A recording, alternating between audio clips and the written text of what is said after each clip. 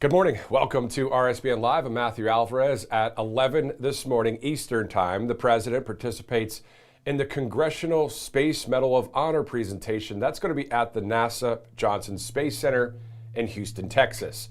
At 12 o'clock, the president will call the International Space Station. So we're looking forward to seeing some pretty cool live events here on the network. Of course, the White House not housing President Trump right this second. He's down there in Houston, Texas. He'll return to the White House later today for a trip there, of course, to Virginia as well over the weekend. Anyway, so let's do this. Before we get to our first guest, let's take a look at some of the latest NASA videos. Let's go to clip number 1. It is my great privilege to announce today Max Power. Go for launch. Full send. November 7th and November 8th, NASA is bringing a showcase of American technological leadership across air and space back to U.S. soil. We are setting the stage for exhibitions at Kennedy Space Center. For millions of people across the globe, Kennedy Space Center is synonymous with inspiration. For all mankind. This is how the next generation really begins their journey. At NASA, we don't just study flight, we redefine it. We are pioneering quiet supersonic flight. We are launching the Nancy Grace Space Telescope. We're launching Dragonfly. We are building the first outpost on another world, a moon base, as well as launching SR-1 Freedom to finally get America underway on nuclear power in space. We'll see the day where American astronauts, NASA astronauts, may plant the stars and stripes on planet Mars. Ready for takeoff. And liftoff. Clear to land, runway 15. Max Power 2026 is just the beginning, and we welcome you all to come out and experience the possibilities.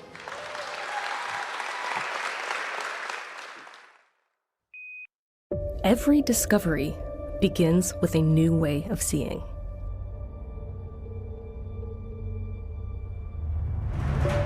NASA's Nancy Grace Roman Space Telescope will reveal the universe on an unprecedented scale.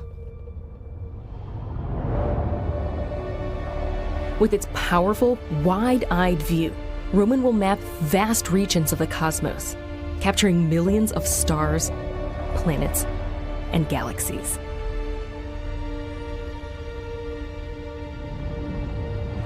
By observing the sky again and again, Roman will create time-lapse movies of our dynamic universe. It will seek the hidden influence of dark matter and uncover the mysterious force driving the universe's expansion.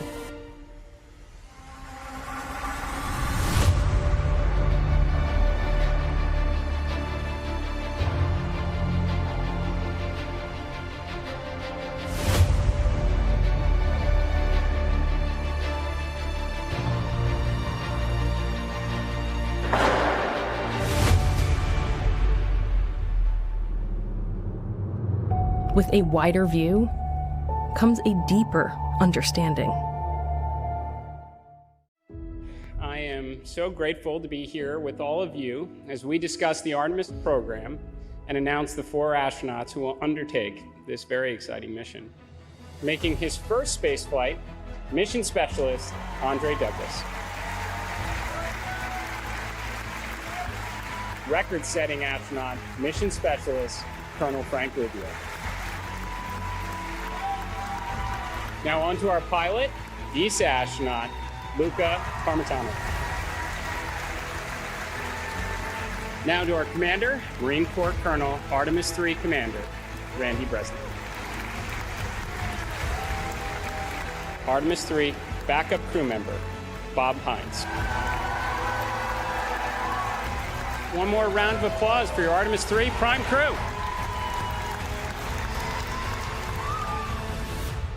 We are certainly humbled as a crew to be able to be your crew that executes this Artemis III mission in space, being that unifying link between the phenomenal Artemis II mission we just had 2 months ago and the Artemis IV mission that will follow ours. While Artemis II was all about moon joy, Artemis III will be all about Earth joy. We will study Earth's atmosphere, the environment around Orion during the mission, and the impact of space's influence within the Orion capsule. Artemis III is an incredibly exciting, complicated, and highly coordinated multi-launch campaign. It's going to happen in a short period of time with 3 of the world's most powerful rockets. So to the Artemis 3 crew, we wish you Godspeed on the journey ahead. You carry the fire of exploration from generations past, the confidence of this agency, and the support of this nation. The Artemis 2 crew, comrade, hands you the baton. You got the controls.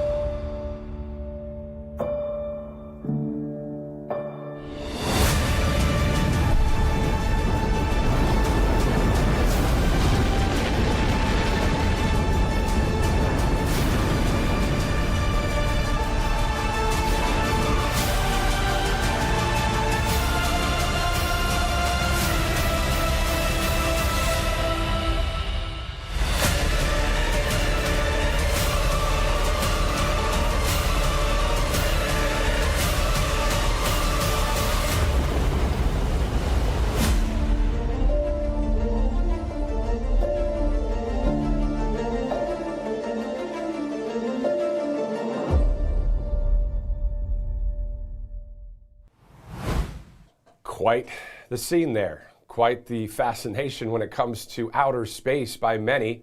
We'll talk more about the president's visit to the Johnson Space Center in Houston in just a bit.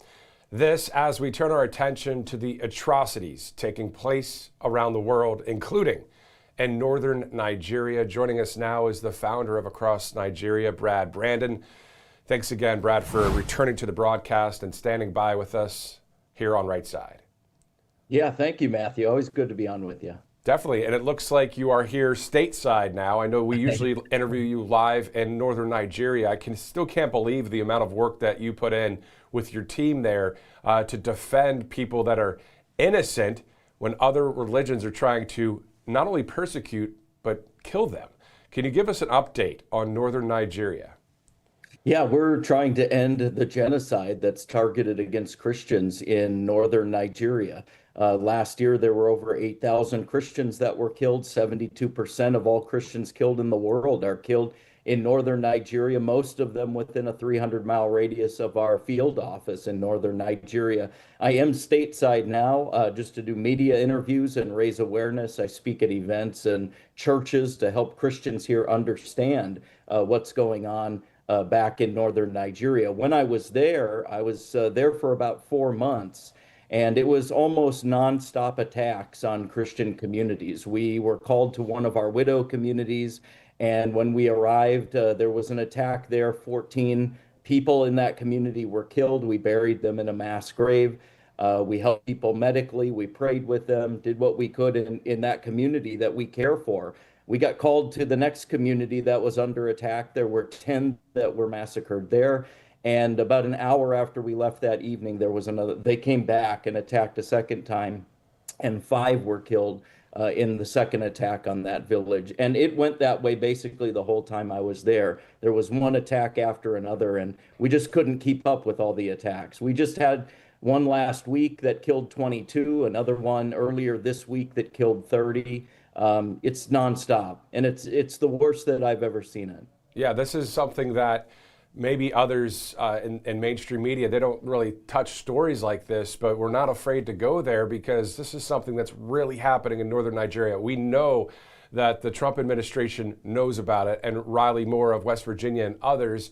Not only that, the president has done something about it, of course, with some targeted attacks against some of those radical groups there. And I know you would call on the Department of War to do more of that. Outside of that, I understand finally, sir, and before we move on here, there's an investigation that reveals there are Muslim-oriented Girl Scout troops nationwide Is that true? Or is there receipts, facts, evidence for this? Yeah, so what the Girl Scouts of America are doing right now is issuing Muslim badges and awards to Muslim members, Muslim girls. And, you know, I look at that and say it's just more proof of what most of us already know, that the Girl Scouts have gone headlong into the DEI cult. They're offering badges on celebrating Ramadan and how many friends you can invite to the Ramadan celebration, trips to Mecca, Quran readings.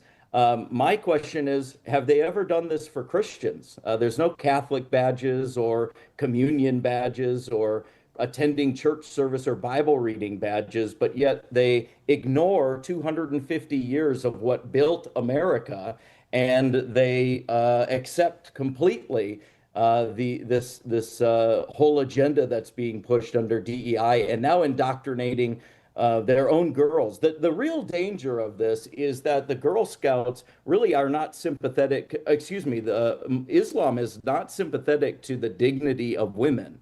If you look at the way Sharia law operates, women are at best second-class citizens.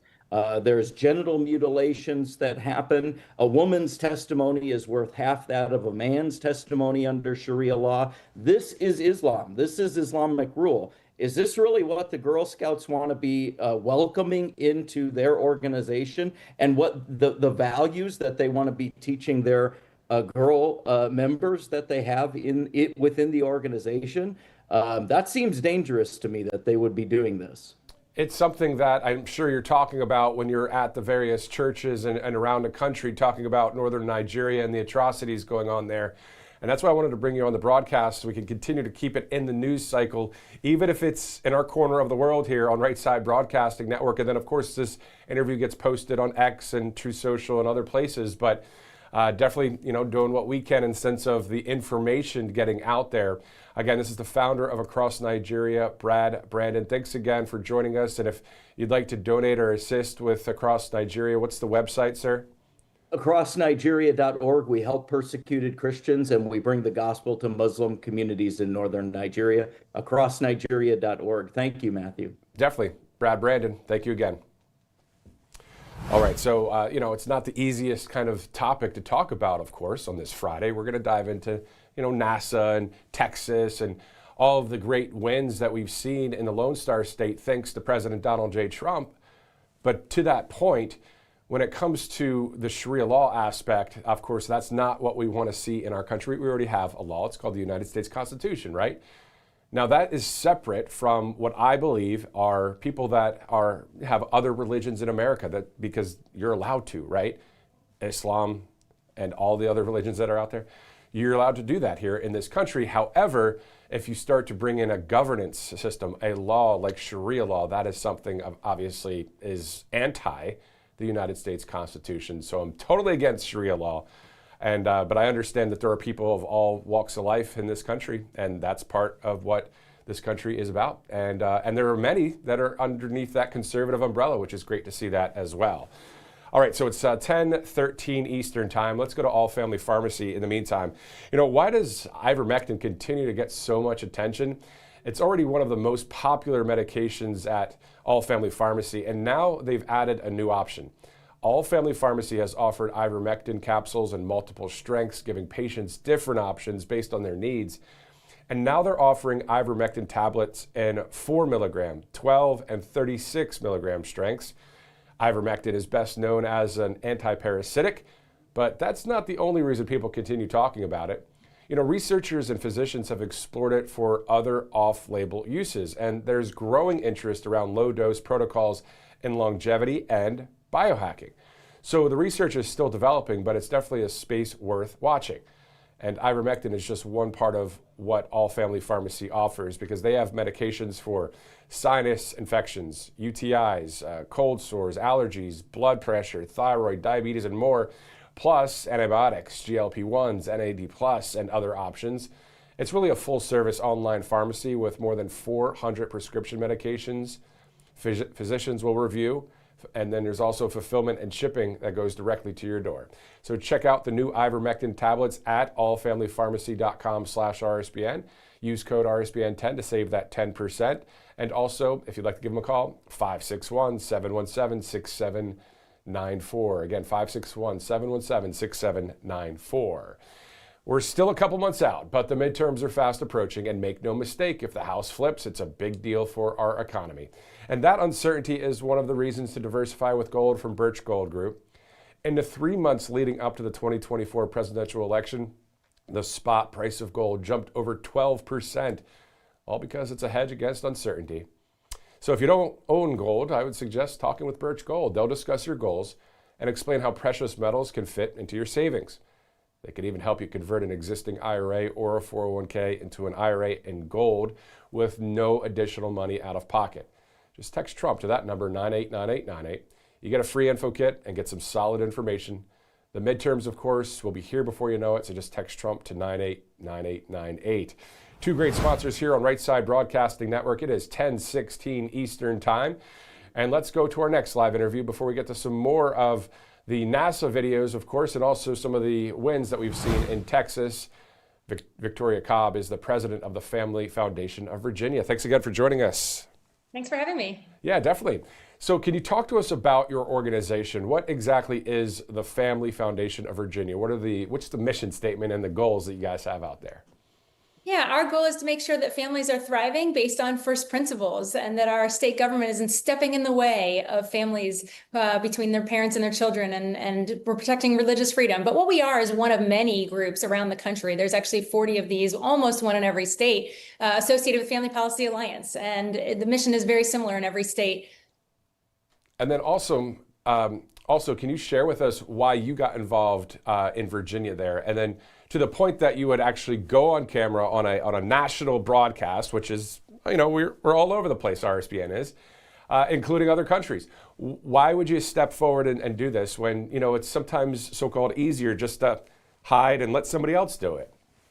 Well, I think we've seen in Virginia what many people have seen around the country, which is that there are forces pushing against the values that we hold dear, whether it's life or marriage or religious freedom. We're seeing the attack from the left on things that are so sacred that they are worth fighting for, that they are worth being in the public square. They're worth every citizen doing their basic civic duty of making sure that they're voting smart, that they're talking to their neighbors about these issues, that they're bringing their children and their grandchildren along with the values that I think we've all grown up on, but that actually do need defense now. So if for some reason we don't pass the Save America Act, the left gets into office, how concerned are you of that happening and our country not looking like the United States of America again? Well, I think we've seen what has happened when the left has had any office anywhere, and that is that there's a push towards socialism. There's a push away from allowing people of faith to still be in the public square and exercise their faith, or to be in the workplace for that matter and exercise their faith. We've seen that their definition of family is certainly not ours, and their view of the government being smarter than parents, that the government has a better say, or public school teachers should have more say in the lives of our children. So we know what happens when the left maintains or gains offices, and it is not a pretty sight for our families. And we have to do everything we can to prevent people who have these ideologies, whether it's wokeism or socialism or, just even the push on the LGBT transgender issues. Those things are direct attacks on the way we want to raise our kids and just human flourishing. Yeah, exactly. And it's a super minority of people that are pushing these things. But then it's interesting because that minority of people have the backing of extreme Democrats, of the leftist media, and it acts like it's this huge thing across the country. It's just not, is it, Victoria? No, but they've been running a playbook for decades now, and we've got to all wake up and realize that that's happening. The rise to gain over the institutions, whether it's corporate America, whether it was the school system starting with the collegiate level, working its way down to our kindergarten classrooms. There has been a very carefully executed plan to ensure that even though it is a small minority of people, that they gain the power centers and therefore try to normalize things that should never be normalized. They try to move away from systems of capitalism and others that have absolutely been the reason for the prosperity of this country. This country is not where it is today without having had the faith of our founding fathers being part of the entire dialogue and way that they did business, and without having the economic systems of freedom. We lose freedom, we lose it all. I don't have anything else to say because what you just said there, I agree 100,000% with. Victoria, it would be great to have you back on the broadcast sometime in the near future as we dive into various 24/7 news cycle stories, because everything you said there, I'm sure the people that are on the right side of history are saying, hey, I like this lady. She's right on, spot on. Victoria Cobb, the president of the Family Foundation of Virginia. We look forward to having you back here on Right Side. Thanks for having me. Yep, awesome stuff there out of the Commonwealth of Virginia. As we will be going to Texas, of course, in just a little bit. We'll see President Trump there participate in a number of events, including the Congressional Space Medal of Honor presentation at the NASA Johnson Space Center in Houston. Then the president will also call the International Space Station. So this is all happening in about an hour or less from now. So we'll be following those developments in Houston, Texas. We started out our broadcast with a number of videos from NASA. We'll dive into some of those as well in just a little bit. Let's move on to this. Well, it's official, and there's a map to prove it. Lake Ontario is now Lake America. The letter reads, as of 4:30 yesterday, in the afternoon, the United States Geological Survey has officially designated the former Lake Ontario to be renamed as Lake America in all official USGS electronic documents. The change will begin occurring in printed documents over the next several days. This change has also been made official in the Geographic Names Information System. So we have Lake America to the north. We have Gulf of America to the south. What's next? So we'll see. Pretty cool stuff. This, as President Donald J. Trump returns to Texas with a record to match the visit. Tax relief in workers' pockets, the most secure border in a generation, safer streets, and a surge of private investment, creating new American jobs across the state. So what we've seen from the White House, specifically President Trump's working families tax cuts, delivered major gains for the Lone Star State. What we're seeing, protected 500,000 jobs, 500,000 plus jobs, 51 billion in wages, 107 billion in economic activity, estimated 1.4 billion in rural healthcare funding. We're also told there's been a Texas investment boom from companies like Bristol Myers Squibb and Toyota and a number of other companies. President Trump and the administration is also making Texas safe again, because you're seeing violent crime fell by 13% from 2024, with crimes like assault, robbery, rape, and murder all down by double-digit percentages. The southern border is also secured. And the Trump administration secured water for Texas farmers and ranchers because Mexico committed to deliver 350,000 acre feet per year from the Rio Grande, meeting its 1944 treaty obligation and paying down prior cycle debt. So we're seeing a lot in Texas, and we're going to see the president there in just a little bit. Let's take a quick commercial break. This is RSBN Live.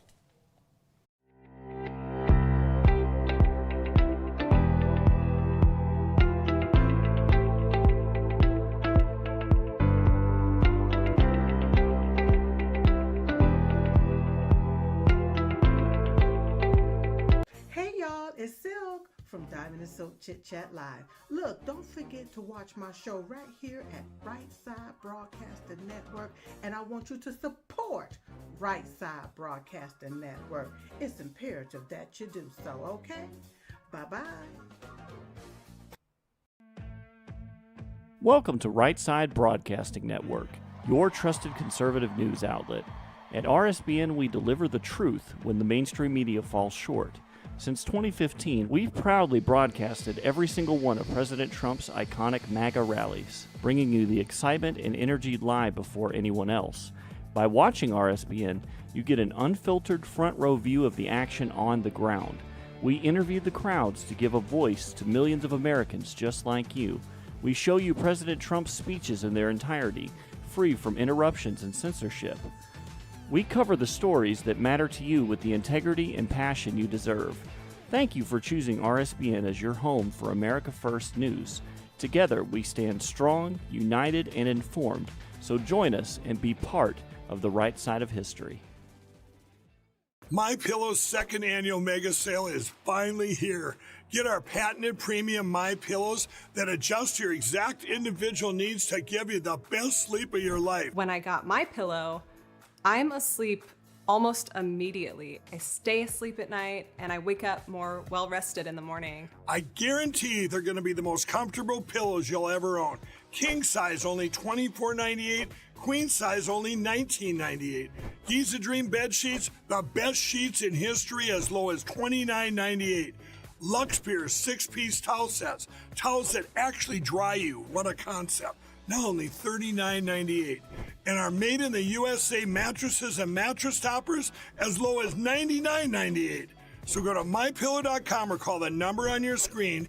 Use your promo code to take advantage of our second annual mega sale. Plus free shipping options available when you order today. So don't delay, order now. And mypillow.com is a spot to do that. mypillow.com/RSBN. We'll talk about that in just a bit. Looking kind of sunny there in Washington, D.C. Great to see a sunny day right now at the bottom of the hour on this Friday. Happy Friday to you.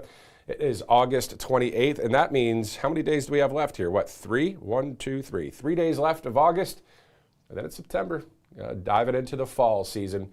My family and I were at a store yesterday. I saw a couple of those, couple small pumpkins. I said, you know what, let's just get them. Let's just put them up with a mantle. I know it's fall. Here we go. I don't know. I like decorating with my wife. Anyway, that's beside the point. Let's shift now to the Department of Health and Human Services. Here's Secretary RFK Jr. in clip number 4. Hi, I'm Robert F. Kennedy Jr., your HHS Secretary. Every time that you receive a medical bill, you pay for more than your care. You also pay for a billing system that most Americans have never heard of. Today, we're taking the first step toward changing that.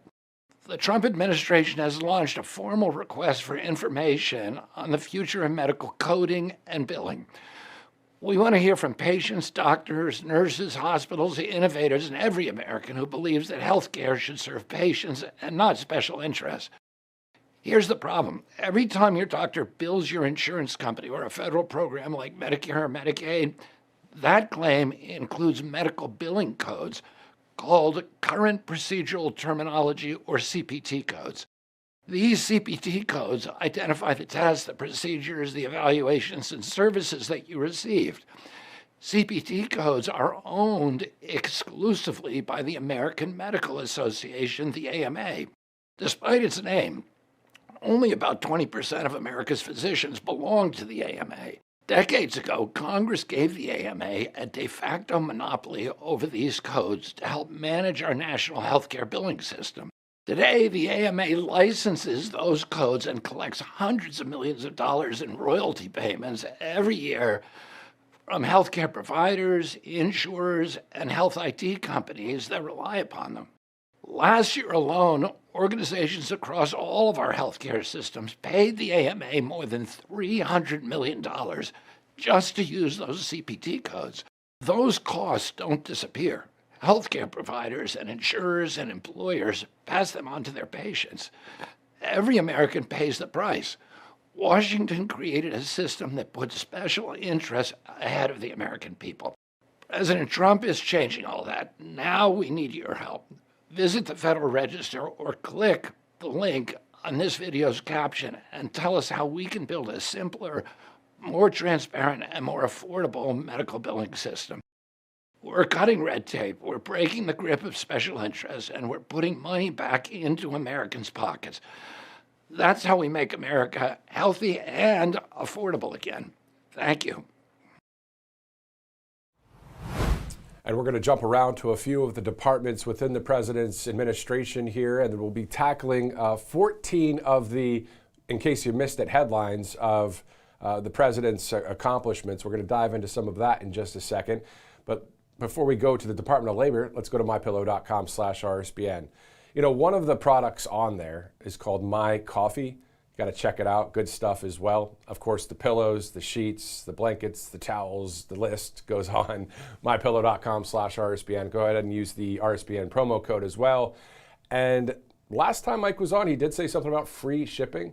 That may be the case still, so just check it out, mypillow.com/RSBN. And if you'd like to donate to Right Side, all you have to do is go to rsbnetwork.com/donate, rsbnetwork.com/donate. And a shout out to those of you that have financially contributed to this network since, I don't know, when we started, 2015.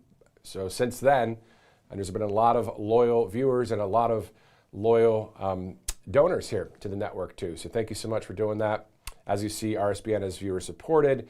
And also, of course, we have some great sponsors here on the network.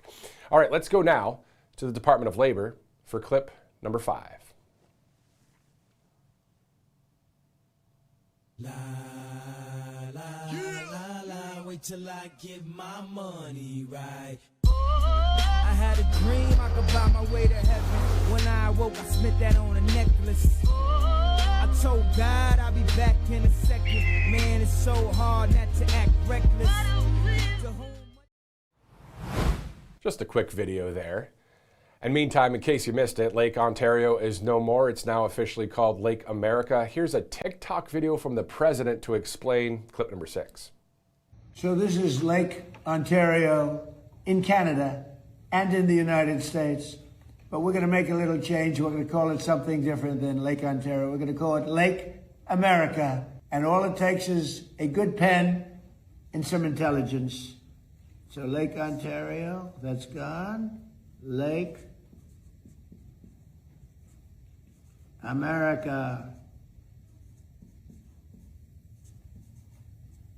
So now we have a lake, and now we have a Gulf, because we have the Gulf of America, and now we have Lake America, without the of. Thank you very much, everybody. Enjoy Lake America.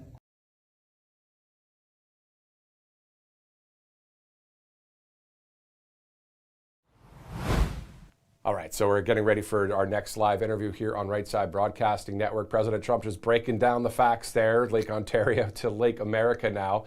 Let's go to our next clip here as we get ready for that next live interview. Of course, we're going to dive back into the Lone Star State, the accomplishments there, and overall, the accomplishments we've seen under the 47th president.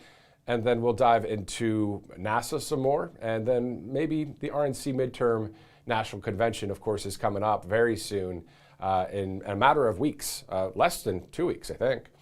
All right, so let's do this. Director, did you say he's ready to go? Looks like he is. All right, let's go now to an attorney. Peter Tickton joins us right now here live on Right Side Broadcasting Network. Hello, Peter. Hi, how are you? Good. Oh, looks like you went sideways, and there you go. It's perfect. All right, we got it all set up for you. All right, okay, so great. First of all, thanks for returning to the broadcast and for the work you did for Tina Peters. Let's talk United States elections here. I know you were on some broadcasts as well about the specific topic. You know, we have the Save America Act out there, and also some talk in conservative election integrity circles about this national election emergency declaration. What are your thoughts about that? Well, under the Constitution, it's the legislatures of the states that have the power to decide how elections are conducted. Also, Congress can make laws. But the president doesn't actually have the right to decide certain laws unless there's an emergency. If there's an emergency, it's all bets are off. It's a completely different situation because he is our commander in chief. He's our president, and he's the one person who's entrusted for any and all types of national emergencies.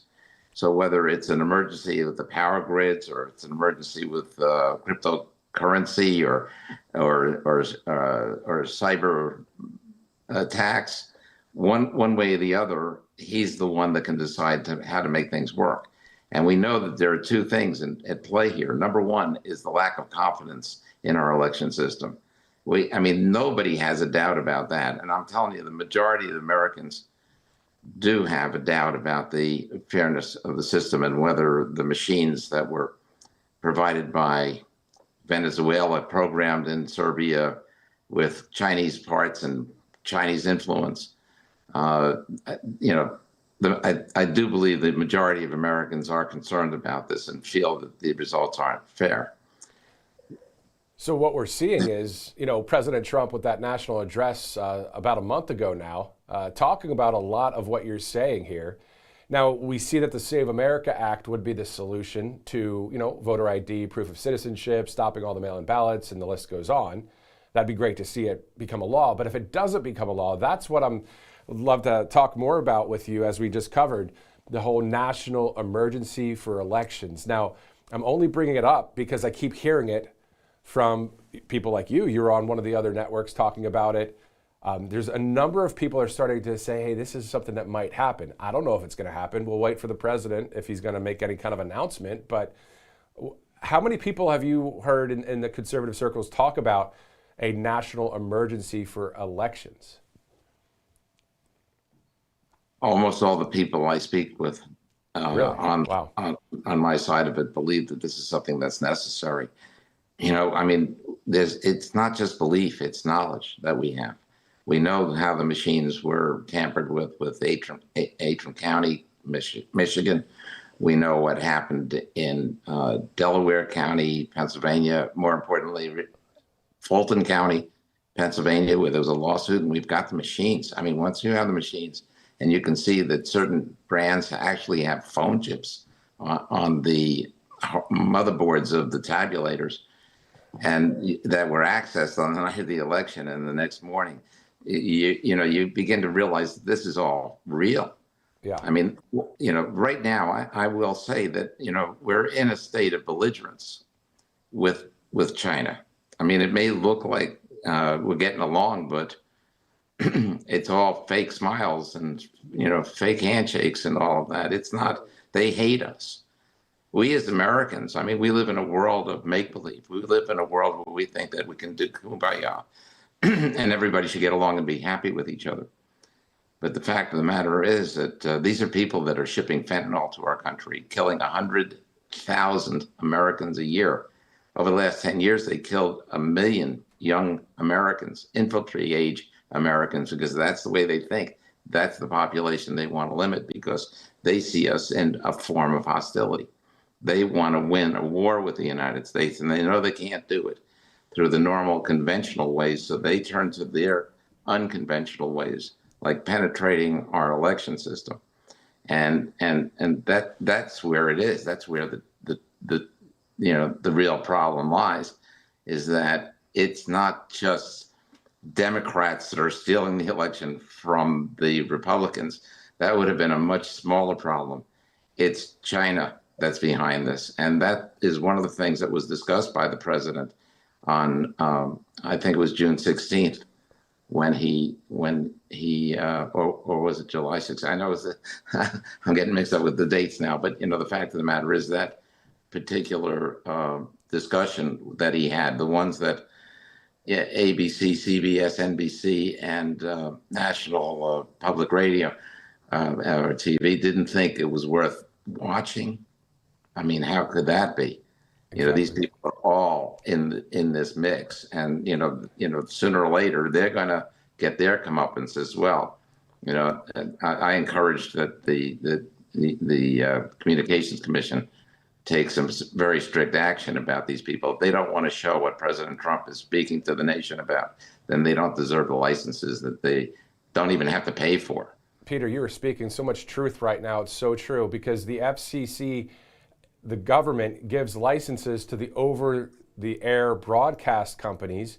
We're not talking about cable news here, like CNN and Fox and MS Now and all that, but the traditional outlets have that license, to your point. And anyway, so that's a whole nother discussion, but I like your point too about China. Think about the Wuhan lab. Think about they love communism over there compared to what we have here, freedom. Of course, they want to win that. It's a great discussion. And to your point, I'm going to go into and dive into here in a second what you were talking about with President Trump when he delivered information about our elections.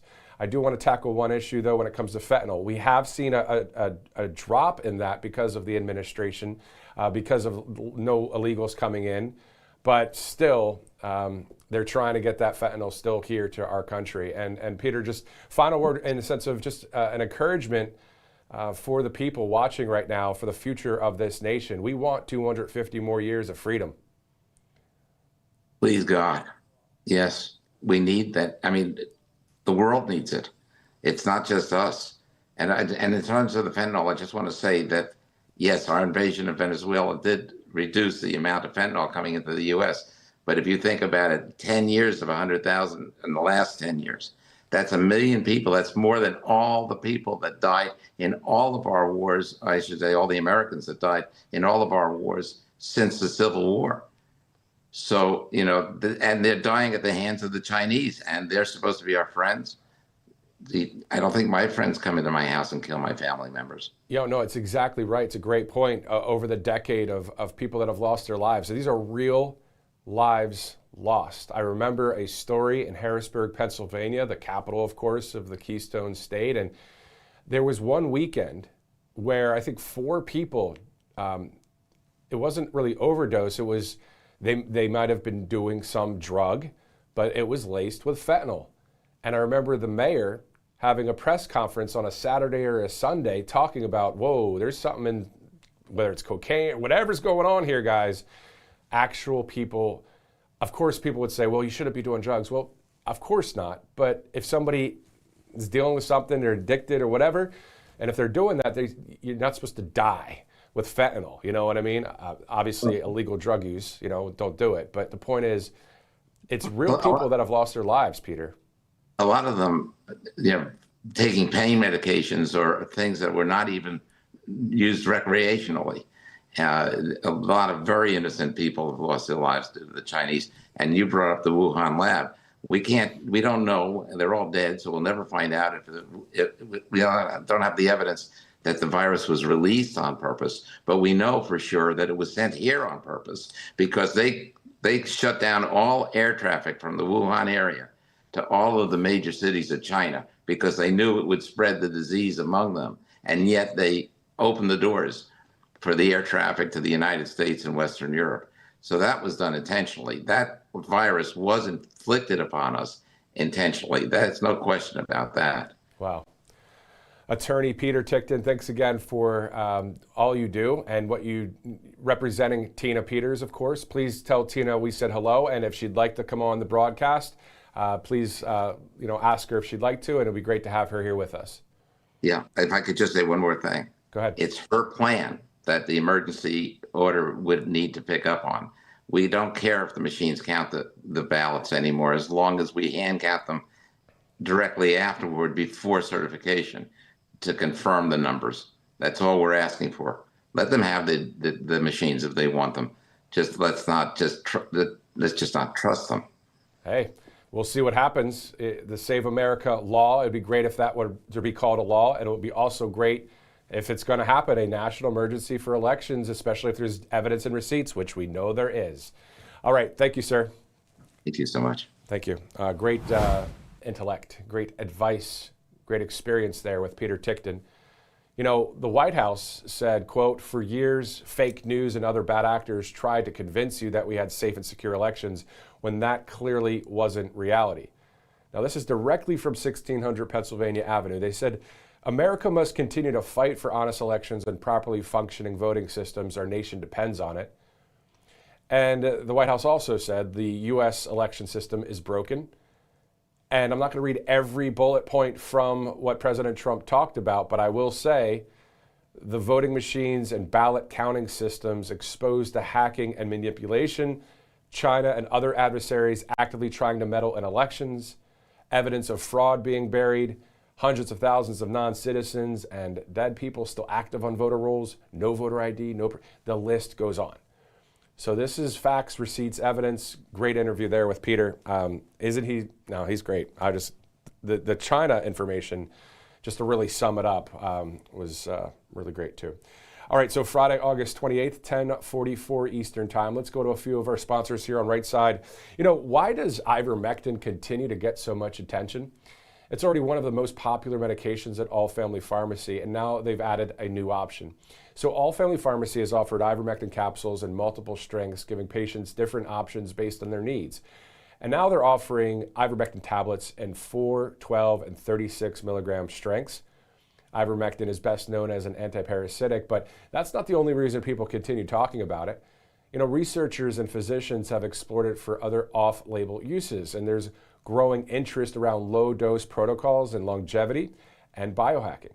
So the research is still developing, but it's definitely a space worth watching. And we're told ivermectin is just one part of what they offer. Of course, All Family Pharmacy has medications for sinus infections, UTIs, cold sores, allergies, blood pressure, thyroid, diabetes, the list goes on. Plus they have antibiotics, they have GLP-1s, NAD+, and other options. It's a full-service online pharmacy with more than 400 prescription medications. There's physician review, fulfillment, and shipping directly to your door. Check out the new ivermectin tablets at allfamilypharmacy.com/RSBN and use code RSBN10.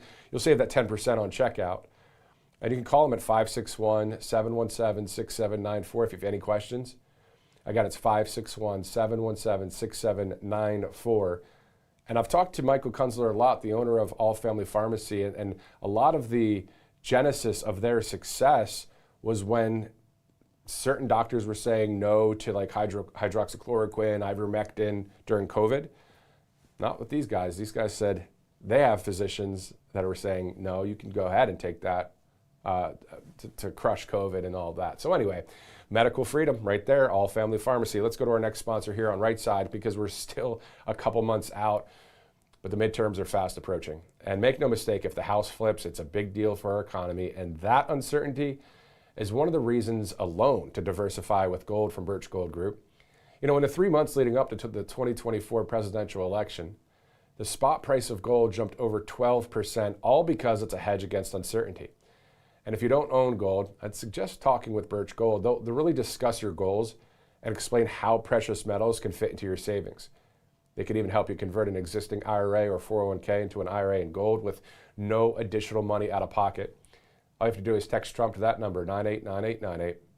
Get a free info kit and get some solid information because the midterms will be here before you know it. Text Trump to 989898 as it is 10:47 Eastern Time. Speaking of 47, he is in Houston, Texas. He'll be delivering, I believe, a speech there because what they said on the White House press guidance, which is what the media gets the night before of what the president's doing for the next day or throughout the weekend. What we saw on that specifically, I'll read it word for word for you here. The president participates in the Congressional Space Medal of Honor presentation at the NASA Johnson Space Center in Houston. I would glean from that him participating in a Congressional Space Medal of Honor presentation, that not only will he award the medals, but he will also, of course, speak. So we'll be seeing that. Maybe in 12 minutes from now, because that's listed for 11 a.m. Eastern. Also listed for open press, an hour later, the president will call the International Space Station. So we'll have all of that here on Right Side Broadcasting Network. Thanks again for watching live, and if you're watching on replay, maybe you're watching tomorrow on a Saturday or Sunday, or maybe Monday, who knows, you know? Pretty cool stuff to be able to just check it all out whenever you'd like, really. We like when you're live with us, though. It's fun when you're joining us here on the network. All right, so we're going to go back to some of those NASA videos in just a little bit. We'll dive into more of President Trump's speech that, really highlights what the president and this administration would like to see when it comes to the space, age, if you want to call it that, or the space industry. Of course, returning to Texas as well today, there's a lot of highlights there. But let's shift gears and just go to a few of our other videos that we have before we get to all of that. Let's go to clip number 7 in Louisiana, where, by the way, SpaceX, did you see this? $100 billion. SpaceX is creating a Louisiana launch city. You know how there's one in Texas, right? Just SpaceX city there. Well, they're building one in Louisiana as well.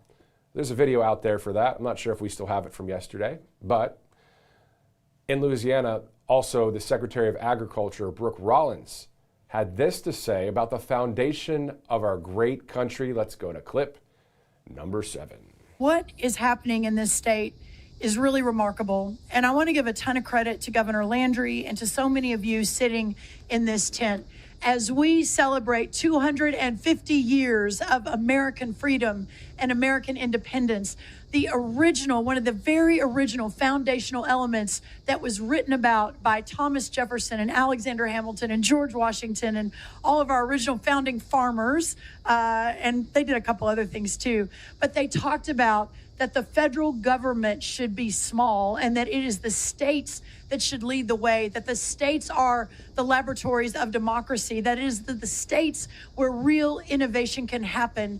And to see what is happening in Louisiana, modeling for the rest of the country in many ways, to see this great state on the Mississippi bring incredible production and facilities to this state, where we're not only modeling what freedom looks like, modeling what innovation looks like, but we're also building the future of freedom in this country by building the future of fertilizer and for our farmers. Brooke Rollins, of course, formerly with America First Policy Institute. She actually joined RSBN some time ago prior to being named the Secretary of Agriculture, doing great work there at Ag. Also, hearing a story or seeing a story about an explosion that has happened outside of London. A large fire reported near Wembley Stadium in London following reports of an explosion. It's a huge plume of smoke here. This was from Breaking 911 on X. Now, this happened 2 hours ago, I'm told, but still a sizable explosion. Don't know if it's an industrial, mishap or something other than that. Anyway, so that is a story we're looking at as well. Meantime, the FBI and DOJ are cracking down on foreign bots online. Let's check out clip number 8. I'm Brett Leatherman, head of the FBI Cyber Division. Today, the FBI and DOJ are announcing the disruption of a global botnet used by a Chinese state-sponsored group known as QTFY to target U.S. critical infrastructure. For nearly a decade, QTFY has exploited software vulnerabilities to launch cyber attacks against U.S. government agencies, power companies, telcos, and major hospital systems. QTFY operates within a complex network of hackers for hire and government clients in the People's Republic of China.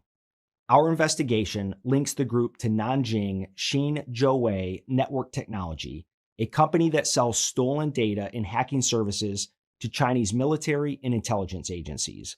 Their services include a scanning platform that scours the internet for vulnerable smart devices like home routers and security cameras, infects thousands of them, and feeds them into a botnet, or a network of machines secretly controlled by the adversary.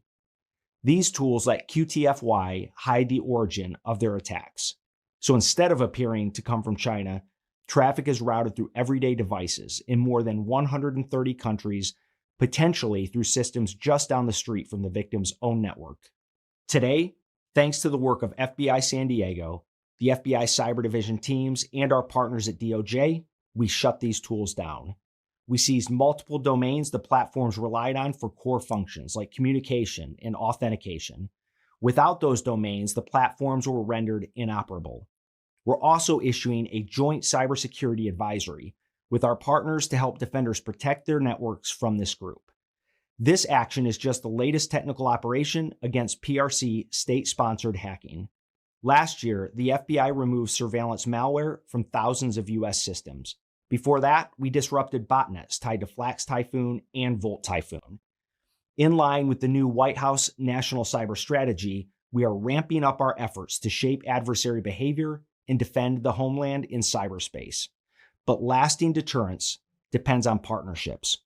Working with industry is how we deny the adversary easy gains and raise the cost of every attack. To disrupt at scale, we have to coordinate at scale. So the mission belongs to all of us. Welcome to the fight. Welcome back to Right Side Broadcasting Network. Of course, hearing about these Chinese bots there that the FBI and DOJ are cracking down on. Let's go to a couple of our sponsors before we get to some more information here on the network, including Kalshi.com/RSBN, who will be the next White House press secretary. That's one of the questions that people are either betting or trading or just checking out polls on that site right there. 3 ways, of course, to get the Kalshi. 1, the QR code. 2, you could download the app. Or preferably, you go to Kalshi.com/RSBN. Kalshi.com/RSBN. A ton of political trending topics there, other topics as well outside of politics. If you'd rather look at some of those other ones, you can. More than 1 million users on Kalshi, and that number is growing as well. Let's go from Kalshi to Cove Pure, because most of us know there's chlorine in our tap water. Sometimes you can smell the chlorine in your tap water, and it's awful, right? But then you drink it anyway because you've been told it's what keeps our water safe. But what they don't tell you is what chlorine becomes after it's added to your water, and that's why it's so important to filter your water through Cove Pure, because chlorine itself isn't even the biggest problem. Chlorine levels in your water are regulated, but what's not regulated is chemicals that form when chlorine reacts with naturally occurring organic matter from places like rivers, soil, and plant matter. So we're told when chlorine interacts with those particles, it creates this chemical byproduct called THMs. The government itself calls THMs probable human carcinogens. They've been linked to disruption of your gut and also linked to cancer. Those pitcher filters that you get at the store, they just won't fix this. They improve the taste of chlorine by masking it, but the THMs require something far more powerful, and that's exactly what Cove Pure is. They have that Clearwave reverse osmosis technology. It's certified to remove up to 99.9% of contaminants. So it's not just chlorine or THMs, fluoride, PFAs, pharmaceuticals. Basically, if it isn't water, Cove Pure removes it. And this thing doesn't take up much room at all. You see it right there on the kitchen counter. You just plug it in and don't need to call someone in to install it. And with the tap of a button, you can get hot, cold, or warm water instantly. And finally, the feedback on Cove Pure from our viewers has been incredible. People have told us they can literally taste the difference. So clean water is really one of the best investments you can make for you and your family's health. And right now they're giving all of our viewers $250 off if you use our link. So just go to covepure.com/RSBN, covepure.com/RSBN. We're approaching the top of the hour here on this Friday morning. Thanks again for waking up with us out there, maybe on the West Coast. And those of you that started watching around 10 a.m., thanks again for doing so on the East Coast. And wherever you're watching across this great country, I hope you have a great weekend. But it's not, 5 o'clock yet, in the sense of the end of the business day for us here on the network and just in general for those of you out there. Some people I know watch during work, and that's pretty cool. I guess that's pretty cool. I mean, if it's to the side, whatever. Anyway. All right, so let's go now to the Department of Energy. Here's a portion of Secretary Chris Wright's recent speech, clip number 9. Atlas will benefit from understanding how designers and operators see the path ahead. Their insights will help the technical groups target their work where it can be the most impactful to enable deployment. In the last 3 months alone, the U.S. nuclear industry has achieved criticality on 5 new advanced reactor designs, with more major milestones expected in the coming months. These developments will directly support maritime nuclear applications. The United States is encouraging our industry to participate actively, and we hope other member states will do the same. This ministerial is the beginning of a long effort, but it is an important beginning. The choices we make now will shape how nuclear applications at sea are developed, deployed, and governed for years to come. The United States looks forward to working with the IAEA, IMO, and member state delegations represented here. Together, we can build strong partnerships that strengthen safety, security, and safeguards, supports innovation, and reflects our shared commitment to international cooperation in the nuclear field. All right, so let's go from one department to another. We're going to go specifically to Connecticut as Veterans Affairs Secretary Doug Collins is on the road again. Let's go to clip 10. Hey everybody, it's Doug up here in Connecticut, West End. We've got a great day today. We've seen a lot of folks. We've talked to our veterans. We've seen the needs that we have up here. Look, that's why I've been going all over the country to make sure that our veterans, number one, are being put first at the VA. Also, we're making sure that our employees have what they need. We've got a lot of stuff to go on here. Got some new stuff to take home. We've got some new things in our hiring. All the things designed to make it better for our veterans. Still got a long way to go, but we're never going to stop because you know what? I've already said veterans are first and our employees are going to help us get there. So keep following us. We're in Connecticut now. You never know where we're going to be next. All right, so it is close to the top of the hour. That means the president will be participating in the Congressional Space Medal of Honor presentation at the NASA Johnson Space Center in Houston. And then he'll be calling the International Space Station after that. We'll have all of that here live here on Right Side Broadcasting Network as we take that look at 1600 Pennsylvania Avenue. And you'll notice something, the amount of green. I don't know about you, but the Southeast too, down here in Alabama, it's green everywhere. There were some summers, we've been here for a couple years now, where it was brown by now because of droughts and all that. Lots of rain these days. Maybe it's the whole El Nino thing. I'm not a meteorologist, but I do love tracking weather.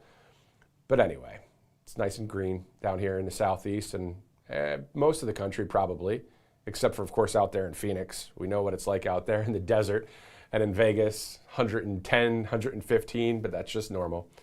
All right, so as we await the President of the United States, as we are at the top of the hour now, we're going to go into some of his accomplishments that we've seen for about 14 headlines that the White House put together. Before we do that, we only have a couple more videos before we get to that point. Let's do this. Let's go to our next clip here. I'm looking for it. Let's go from Connecticut to Pennsylvania, where Transportation Secretary Sean Duffy highlights a huge new project in the Keystone State.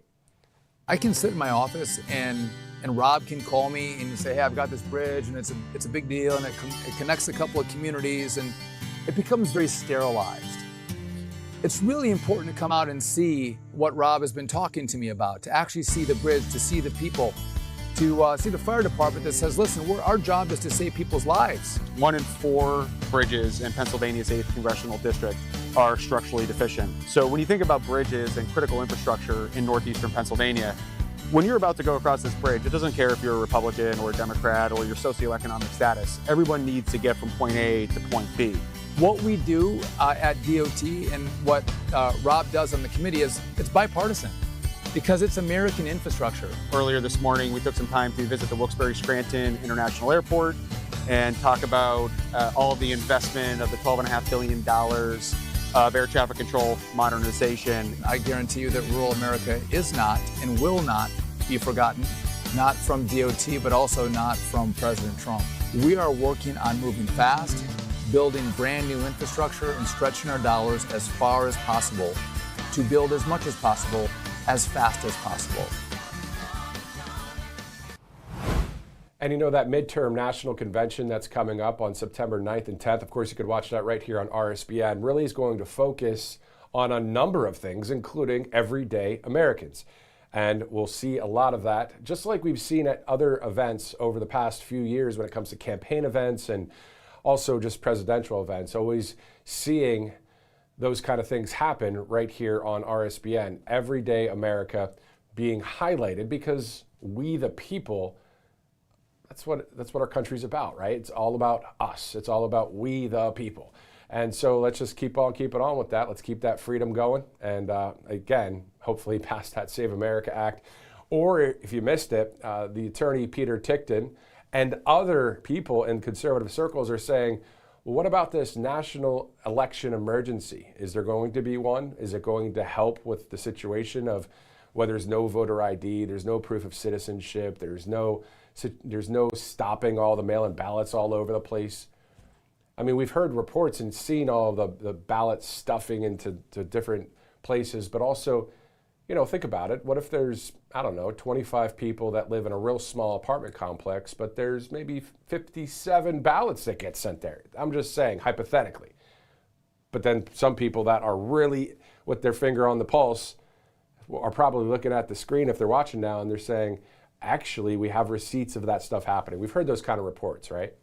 So anyway, looking forward to seeing as many wins as possible for our country, to see us hone in on keeping freedom here for the next 250 plus.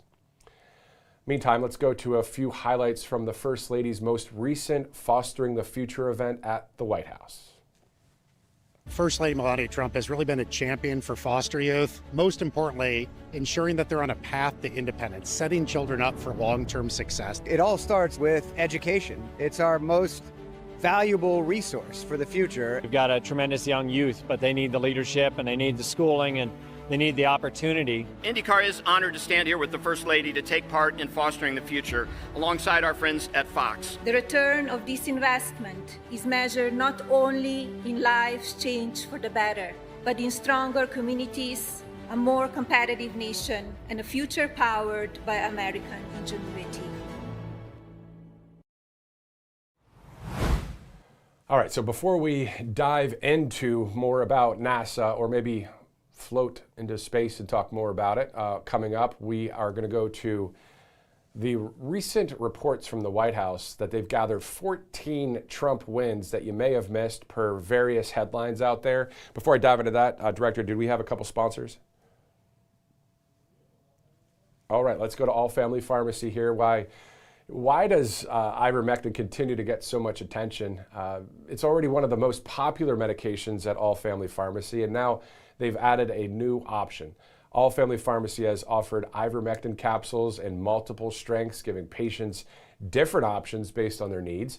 And now they're offering ivermectin tablets in 4, 12, and 36 milligram strengths. So ivermectin is best known as an antiparasitic, but that's not the only reason people continue talking about it. Researchers and physicians have explored it for other off-label uses, and there's growing interest around low-dose protocols in longevity and biohacking. The research is still developing, but it's definitely a space worth watching. And ivermectin is just one part of what they offer. All Family Pharmacy has medications for all sorts of ailments, whether it's sinus infections, UTIs, cold sores, allergies, blood pressure, thyroid, diabetes, and more. Plus, they have antibiotics, GLP-1s, NAD+, and other options. It's really a full-service online pharmacy with more than 400 prescription medications. They also have physician review, fulfillment, and shipping directly to your door. So you can check out the new ivermectin tablets at allfamilypharmacy.com/RSBN. Use code RSBN10 to save that 10%. If you have any questions at all, give them a call, 561-717-6794. Again, 561-717-6794 is the number. And we're still a couple months out, but the midterms are fast approaching. And make no mistake, if the House flips, it's a big deal for our economy. And that uncertainty is one of the reasons to diversify with gold from Birch Gold Group. In the first 3 months, or in the 3 months leading up to the 2024 presidential election, the spot price of gold jumped over 12%, all because really it's a hedge against uncertainty. So if you don't own gold, I'd suggest talking with Birch Gold. They'll really discuss your goals and explain how precious metals can fit into your savings. They can even help you convert an existing IRA or a 401k into an IRA in gold with no additional money out of pocket. Text Trump to that number, 989898, and you can get a free info kit and get some solid information. The midterms will be here before you know it, so just text Trump to 989898 to get that free info kit and get some more information. All right, so we're about to talk a lot about NASA, as you see there. The live event starts soon. Here are a number of highlights when it comes to 14 Trump wins you may have missed, per various headlines out there, including the following. This collection brought to you by the White House, of course. I'm just sharing the information that we see out there when it comes to these press releases. Trump scores major win as Supreme Court clears way for mail-in voting order ahead of 2026 midterms. That's number one. Number two, U.S. set for largest mass visa revocation in history, targeting up to 200,000 foreigners, officials say. Number three, now these are all articles from all over the place, but number three, ICE arrests jumped to nearly 50,000 in July, the highest monthly total of Trump's second term. Also, U.S. business activity expands at the fastest pace since 2022. International student enrollment falls amid tighter U.S. visa policies, reports show. Fentanyl deaths plunge 22% as Trump White House touts crackdown on deadly drug crisis. Trump administration pauses immigrant visa applications. ICE quietly arrests jaw-dropping number of illegal immigrants in massive D.C. area operation. Trump administration lays out new $103,000 fee proposal for H-1B visas. Trump administration axes refundable tax credits for illegal migrants, saving taxpayers $3 billion. And of course, we're going to be talking more about specifically Texas, as you see there, but, pretty much the same for Texans as well. But also in other areas. Philadelphia area manufacturing activity continued to expand in August. And I think we've got a couple more. The illegal immigrants deported on first flight to Haiti after Trump ended TPS. Cleveland Cliffs Middletown steel plant getting a $1 billion upgrade. And the 14th headline, again, this is from a White House press release saying, hey, here are 14 headlines that you might have missed. Amazon is bringing a multi-billion-dollar robotics plant to Texas. Let's do this. Let's go to a few of our NASA videos that we have that we aired at the top of the broadcast, since we have a few more viewers than we did at the beginning there. All right, so I'm just hearing from the director that we're actually going to be tossing to that NASA feed, which we can toss there now. Is that right, guys? All right, let's go to Houston.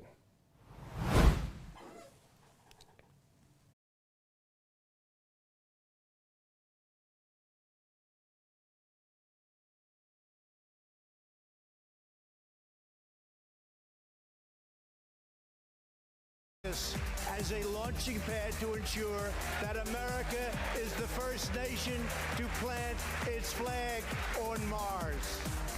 Artemis represents the future in space. It is our next big step, and it is time to take it. By unlocking the mysteries of the universe, we unlock truths within ourselves.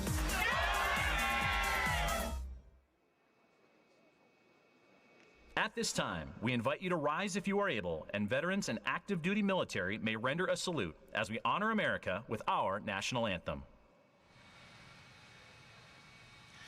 Oh, say, can you see by the dawn's early light what so proudly we hailed at the twilight's last gleaming, whose broad stripes and bright stars through the perilous fight o'er the ramparts we watched were so gallantly streaming, and the rocket's red glare, the bombs bursting in air, gave proof through the night that our flag was still there. Oh, say, does that star-spangled banner yet wave o'er the land of the free and the home of the brave?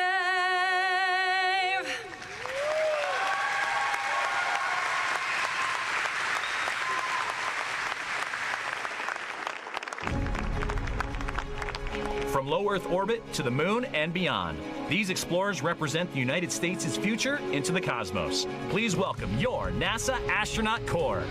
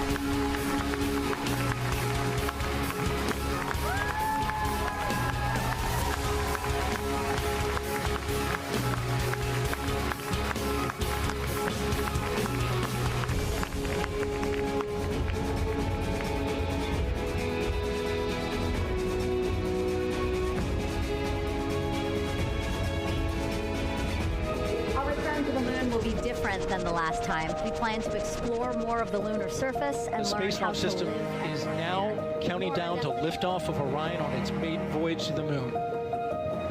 And here we go.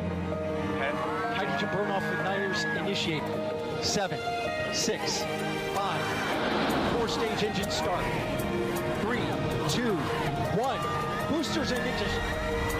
And liftoff of Artemis 1. We rise together back to the moon and beyond. We are all part of something incredibly special, the first launch of Artemis.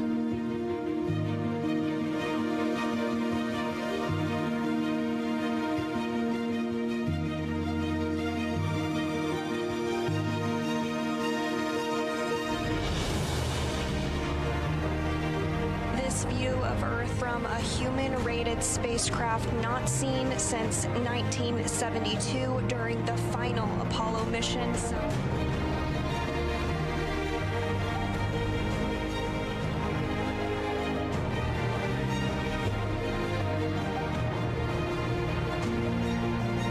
Distant retrograde orbit. We're going to be about 38,000 miles away from the lunar surface. We're going beyond anywhere we ever went for Apollo.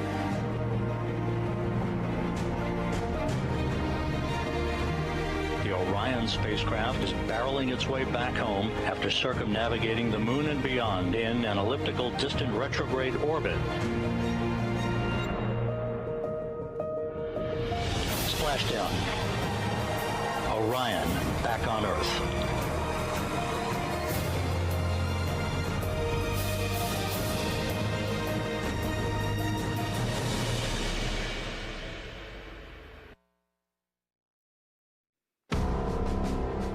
Our next guest is one of only 12 humans to have ever walked on the surface of the moon.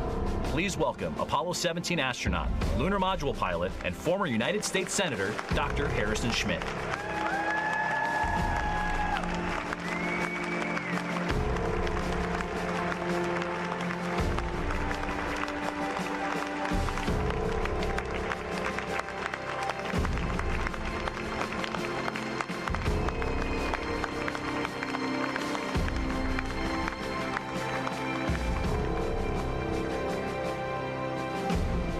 I'm not as tall as I used to be. Ladies and gentlemen, it's a great honor and privilege for me and my wife Teresa to be with you for this extraordinary event, the honor of the Artemis 2 crew. I have a bit of a tradition, which I'm going to take advantage of, that whenever I have a chance to make a presentation, I toss a few soft lunar balls out of the audience. Hello, get it. There you go. Oh, we're going to need some training out there. Ladies and gentlemen, it is indeed a great honor to be with you today. The Artemis 2 crew has just done an outstanding job of beginning the process that we went through almost 60 years ago now in order to land on the moon and go further than that.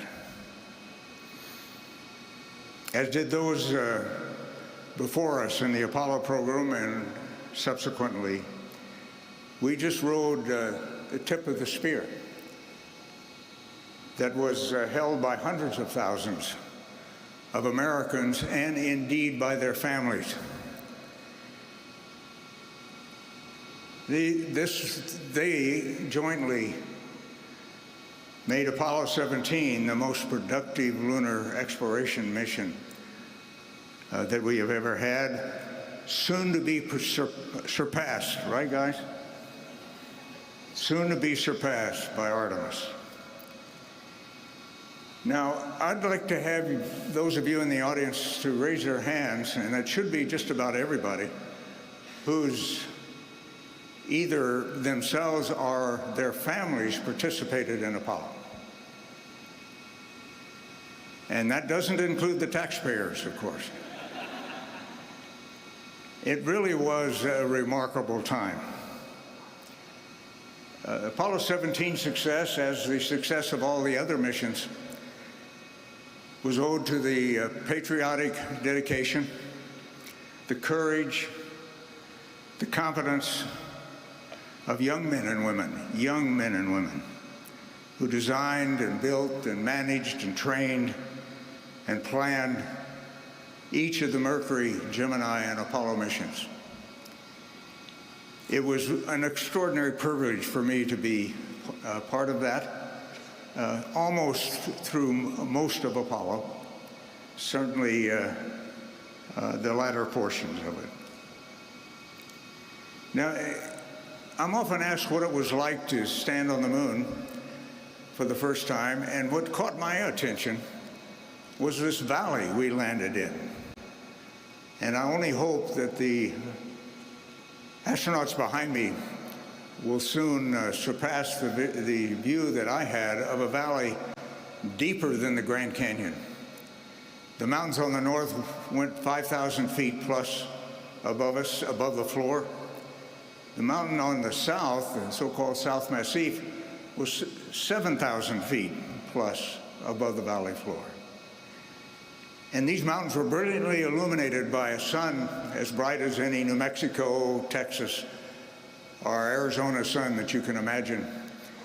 But they were set against a blacker than black sky. Just an unbelievable view. And you simulate all of this while you remember that everything you're doing is costing the taxpayer $1 million a minute. And that was in those year dollars. You can do the math. Right, Senator?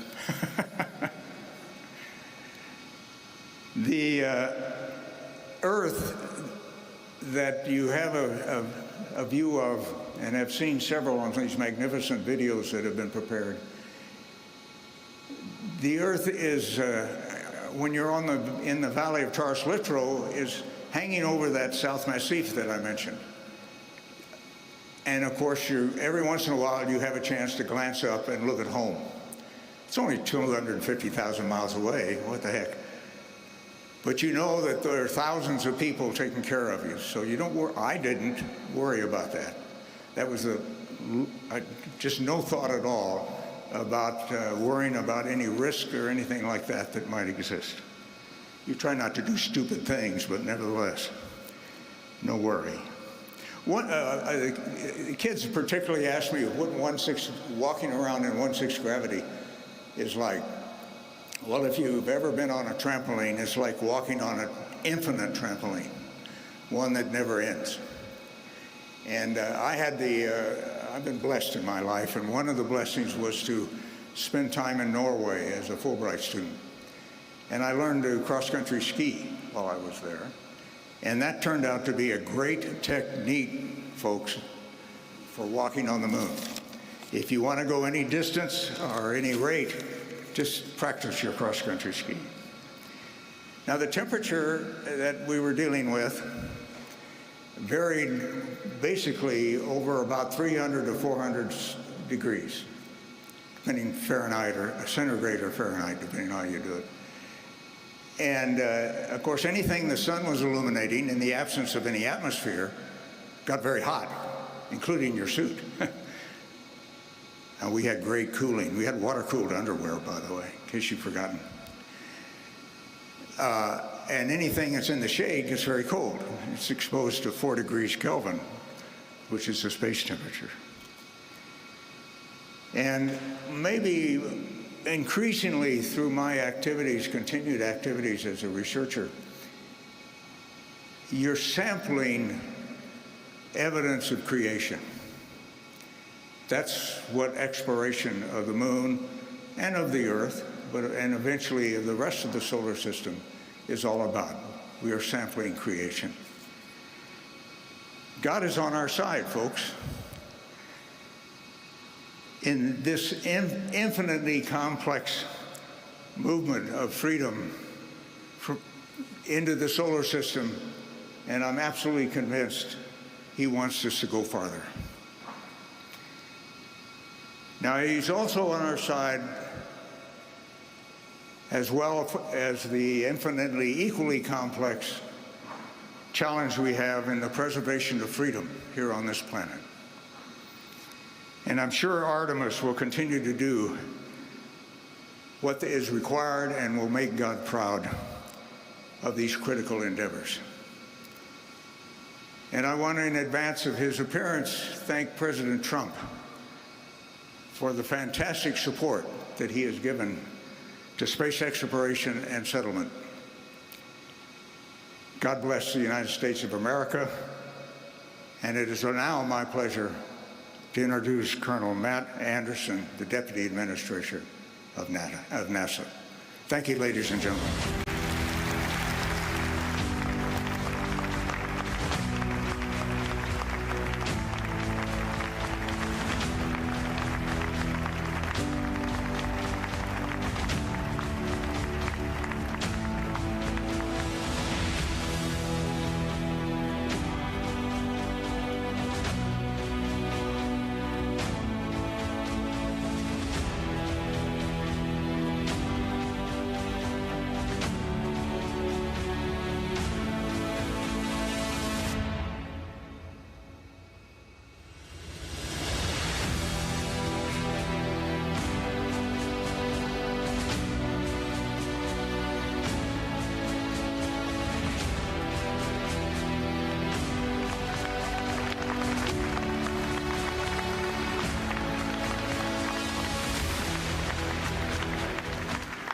Wow, this is incredible. How about that guy, huh? What a legend. We have a bunch of friends of NASA here this morning and a bunch of patriots as well. Thank you all for coming. Director Kratsios, Director Vogt, Director Hassett, Special Assistant Donahoe, Assistant Secretary Coleman, Deputy Secretary Danley, Chairman Cruz, Chairman Babin, Representative Elzy, Lieutenant Governor Patrick, Dr. Bonin, Representative Paul, Ambassador Fertitta, and Dr. Pyebuff. Our astronauts, distinguished guests, welcome to Johnson Space Center. What a morning. As the chairman said, it's a good day to be in the great state of Texas.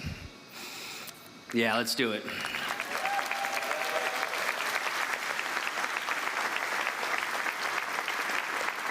For more than 60 years, this center has served as the heart of human spaceflight.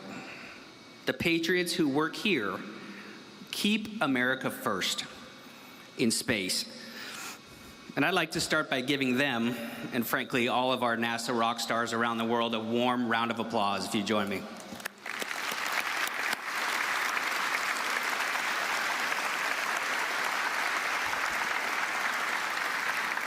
Just up the road here at Mission Control, Capcom Charlie Duke was the first to hear Neil Armstrong tell the world that he had taken one small step for man, one giant leap for mankind.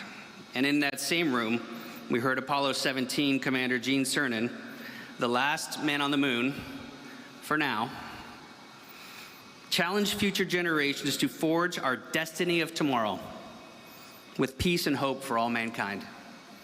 But long before the brave American moonwalkers of Apollo changed the world, they took their first steps here in the Space Vehicle Mock-Up Facility. They then handed the baton to the Space Shuttle crews, who pioneered our presence in low Earth orbit and helped build the International Space Station. Earlier this year, the Artemis II crew added their names to that history.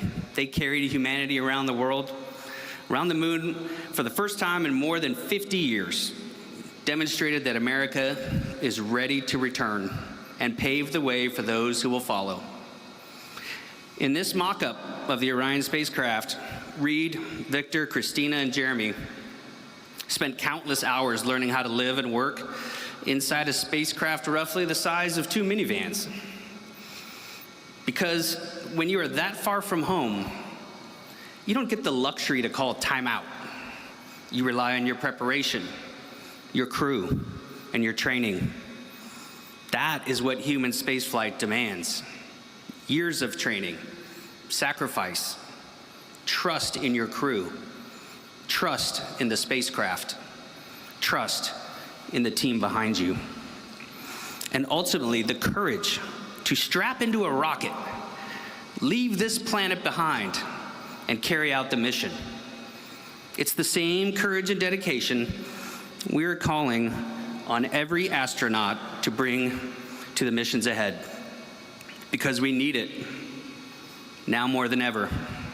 The second space race has begun, and right now America is on a shot clock. Our national security, the prestige of our nation, and the dreams of millions of Americans are riding on our ability to get the job done. This is an extraordinary responsibility, but it's also an opportunity. The next generation is watching. They're going to remember the men and women who return America to the moon, build an enduring presence, and open the door to Mars. But none of this would be possible without strong leadership from the top. President Trump ignited the golden age of exploration and discovery. He gave us the vision. His Working Families Tax Cut Act gave us the resources, and the Artemis II crew took the first steps. For their courage and service, today the President will present this crew with the Congressional Space Medal of Honor. But before I bring them out, we'd like to give you a recap of what it took to earn this honor. This mission is an opportunity for our generation. It's about human history. It's the story of humanity. Artemis II is the opening act. We're going to send them farther into space than any humans have gone before. The question isn't go or not go. It's are you going to lead or are you going to follow? We are going for our families. We are going for our teammates. We are going for all humanity. Our Artemis II crew is go for launch. Full send. Let's go.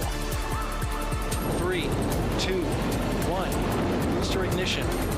And liftoff. The crew of Artemis II now bound for the moon. Humanity's next great voyage begins. Our greatest chapters are yet to be written. Go Artemis II! This is a test flight, and so every single system aboard Orion is getting tested by humans for the first time.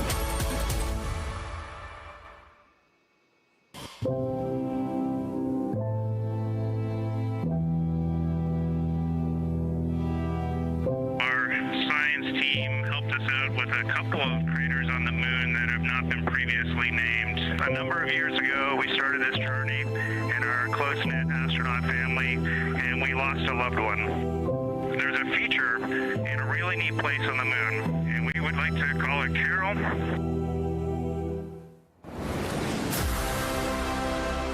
We do not leave Earth. We choose it. We will always choose each other. We love you from the moon. Absolutely unbelievable. We just went sci-fi. It just looks unreal. If we can't take love to the stars, then what are we doing? That's why we send humans, is that we can share that experience. Copy, Moonjoy. We caught a view of Earth, and now we're completely distracted for a little bit. We look like we're smiling at you, like a little Cheshire cat.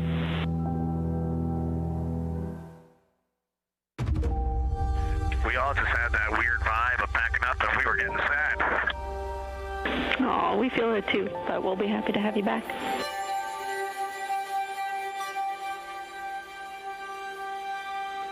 And there go the first series of parachutes. And we're on drogues. Main chute deployed.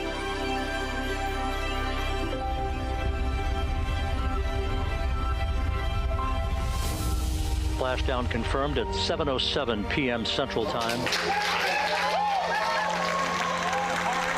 A new chapter of the exploration of our celestial neighbor is complete. Welcome home. Integrity's astronauts back on Earth. We took your hearts with us, and your hearts lifted our hearts. The golden age of exploration has begun, and we are just getting started. America, ladies and gentlemen, it is my privilege to bring to the stage Mission Commander Reed Wiseman, Pilot Victor Glover, Mission Specialist Christina Cook, and Mission Specialist Jeremy Hansen. Give it up for your crew of Artemis II.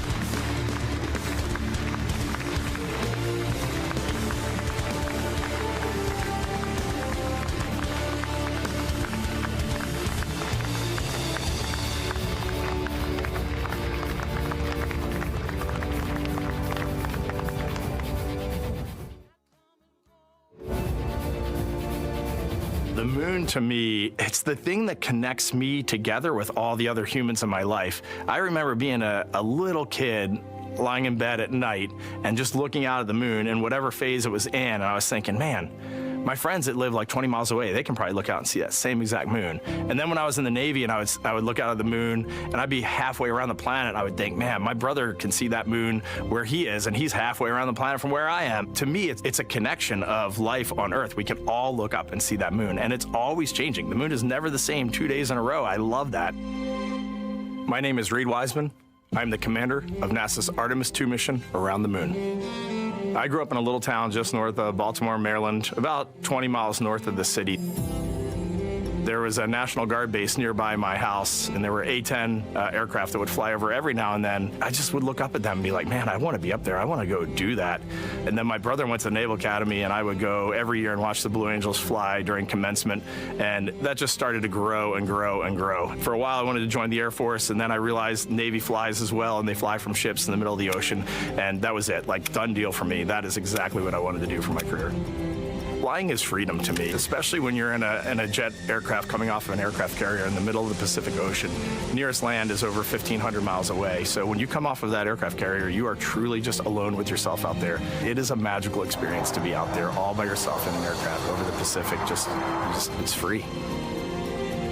I think anybody who accomplishes something that they set their mind out to, there's no one thing that does it for them. It's a combination of everything. I mean, the way my parents raised me, the way my brother and I, the way our relationship developed over time, my friends, being in the marching band, going to college, setting my own course, learning how to live on my own, being mentored along the way, being, kept on the path to success, but being given the freedom to, make excursions and fail every now and then and regroup and carry on. I think all those things come together in the end to get you where you are. I've had to overcome, I'm a human being. I've had to overcome a lot of fears. I'm pretty scared of heights. I joked about that on the International Space Station, but it turns out I'm only scared like at the edge of a building. When you're up on the International Space Station, even though you're 250 miles up, I never had that feeling of falling or that I was, at risk up there. I just kind of loved the feeling of floating and looking down at Earth. There have been challenges all throughout my life. By far, the biggest challenge was losing my wife in 2020 to cancer and now raising two daughters who are grown up now, but that's been the biggest challenge by far I've ever had to face. It is not easy being an only parent, trying to work a full-time job, and raising two kids is something that I think about every single day. I'm very proud of the work I've done. I haven't always done it well, but I've always shown up and tried as hard as I possibly can.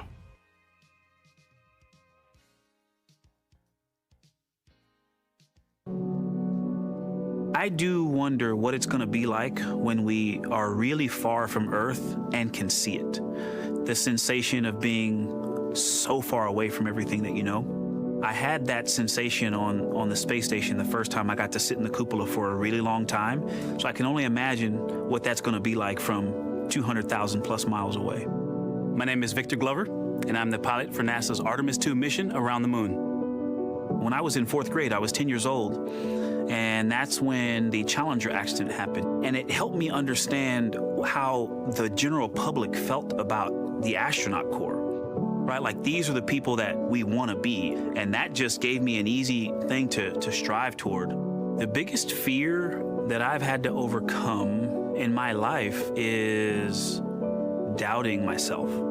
Going to college when no one in my family had gone to college was a huge risk. I had more confidence in my athletic ability than in my academic abilities. I could play football with those college students that I saw on TV. But my classmates that I saw in the lab and around the University Union, I didn't know if I had what they had. I think addressing that self-doubt was a part of, swinging for the fence and trying to go get an engineering degree, not just go to college, but get an engineering degree and then go do something challenging and technical like flying. Apollo is known for sending humans to the moon. Artemis has an opportunity to continue the Apollo story, but I actually think it's important for this story to stand on its own. Artemis is a new program, and we're trying to do new things. And it's great to compare and contrast. When you look at our spaceship, you can see parts that were designed, built, and integrated in another country. When you look at our crew, you see that our crew is international. There are also men and women. And I just think that comparing and contrasting makes the story even richer. The piloting role specifically, I will have an hour and a half or so where I get to fly the spacecraft by hand. We haven't flown that many spaceships. And so the ability to fly one actually in space on a test mission is just a really unique opportunity. I can't tell you how I'm going to feel when we fly by the moon and see the moon up close and the Earth from 250,000 miles away, but I don't use the word excited because I'm focused. What we do, this is very serious and it's very risky, and we are all intimately familiar with that risk. And so if we go out there and we're successful and we can pass that baton on to Artemis 3, that's something to really be excited about.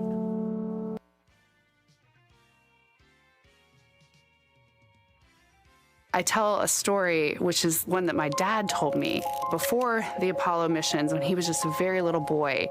He was looking up at the moon with his mom, and his mom said to him, "Don't worry, Ronnie, we'll never get there." Fast forward maybe 70 years later, it's his daughter that's actually going there. And I think that long arc is something that we can all learn from.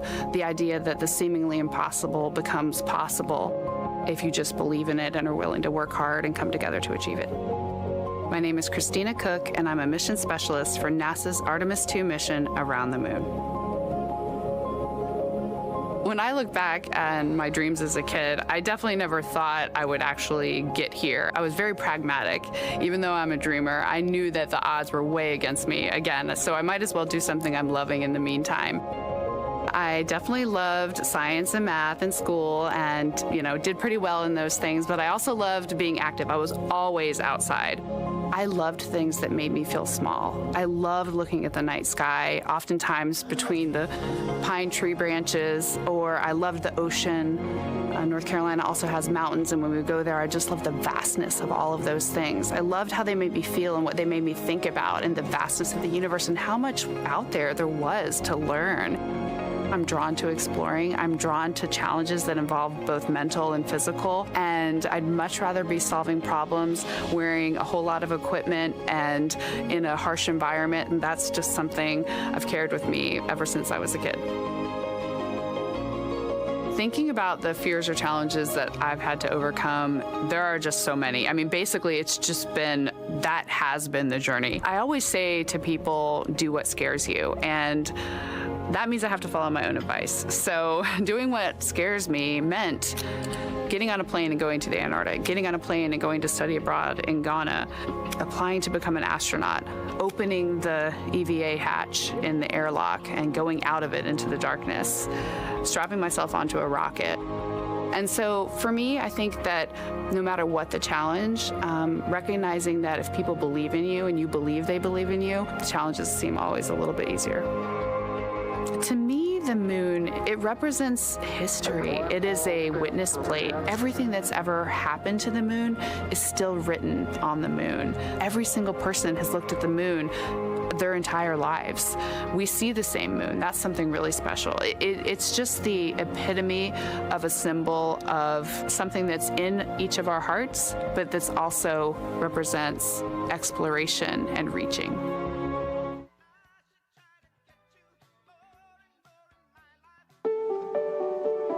I have this very distinct memory of seeing an image of an astronaut standing on the moon. It's burnt in my brain because I went back to it so many times in my childhood, and I would look at that image, and I know it had a huge impact on me that humans had walked on the moon.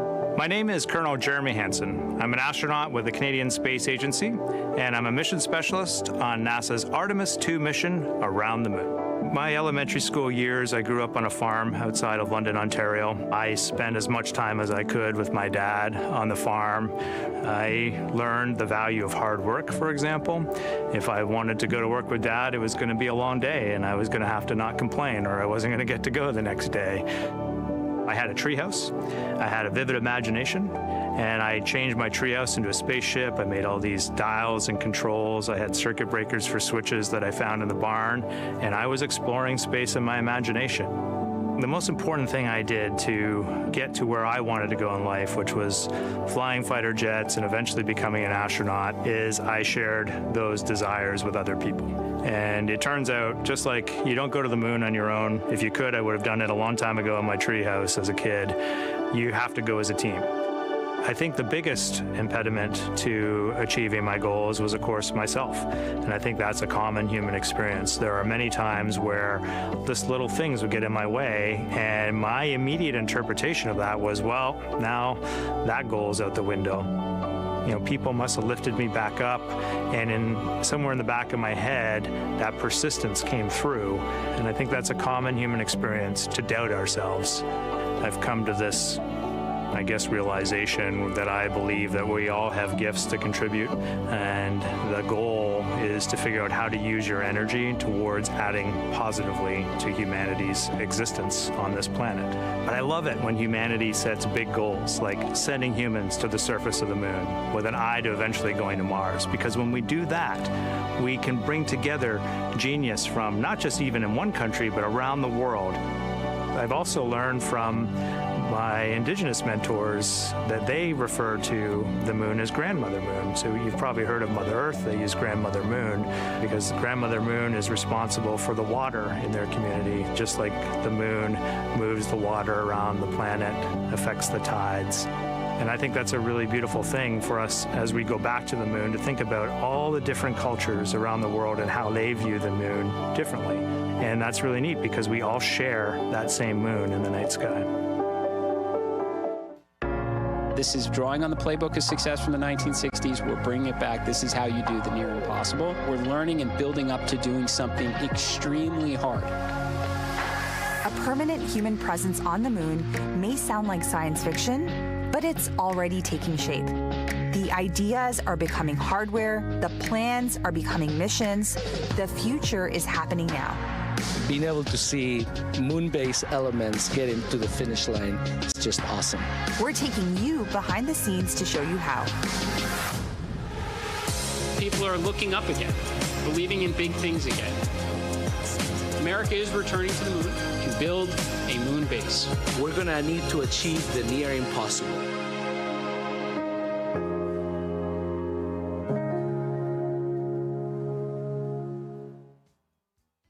NASA is building a moon base, a place where astronauts will live, work, and conduct science on and around the moon. Now, building a moon base won't happen all at once. It will take more than 20 lunar landings during the first phase, with each mission delivering the equipment, technology, and science needed to build, learn, and improve. We're traveling across the country to meet the companies building lunar landers for upcoming flights and see how they're preparing for their next missions to the moon. Just north of Austin, Texas, Firefly Aerospace is preparing for its second mission to the moon. NASA's Carlos Garcia Galan is taking us inside its headquarters, where engineers are preparing the lunar lander for its upcoming mission. Love to see the hardware ready for moon-based mission, Blue Ghost 2. So tell us a little bit about what we're looking at. Yeah, so what we're looking at right here is, like you mentioned, our Blue Ghost Mission 2 lunar lander. The lander is now stacked. It's starting to really look like a lander, and we're getting ready to install our electronics and all our payloads. Blue Ghost Mission 2, the lander, is going to the far side of the moon. And that is really driven by one of the payloads that will sit on the top deck of the lander. It's called Lucy Knight. So that's a radio astronomy telescope. So they want to sit on the far side of the moon, away from all the noise from Earth, so the moon's kind of blocking all of that. And they're looking back at the cosmic dark ages. So that's a very amazing payload, yeah. We will also have another payload that we will have put into orbit. So it'll be in an orbit around the moon. So that's Lunar Pathfinder. We have a rover on board. Super exciting. Yeah, so that'll be our first mobility payload that we have. So all of those are coming along with us. They're each going to gather science, technology data, and it can all be used on future missions. A lot of the people that worked on Mission 1 are still here working on Mission 2, so we have all that knowledge still in-house. And then you're implementing all the lessons learned because we have all that great data from Blue Ghost Mission 1. So it does feel easier, so it feels like the wheel is starting to really turn a lot faster, and then we've got these other moon-based awards, so it's really about, can you make it repeatable, can you produce it? Yeah, can you be successful several times? Is the excitement building up? Oh, yeah. I mean, you're getting pretty close. Yeah, I think anytime that you have something in the clean room where it's like you look at it and you know, like, that's my lander, that's going to the moon. It's also humbling. It's like, hey, we did it one time, but now we need to do it 2, 3, 4. We need to keep doing it and keep upping the bar and getting better each time.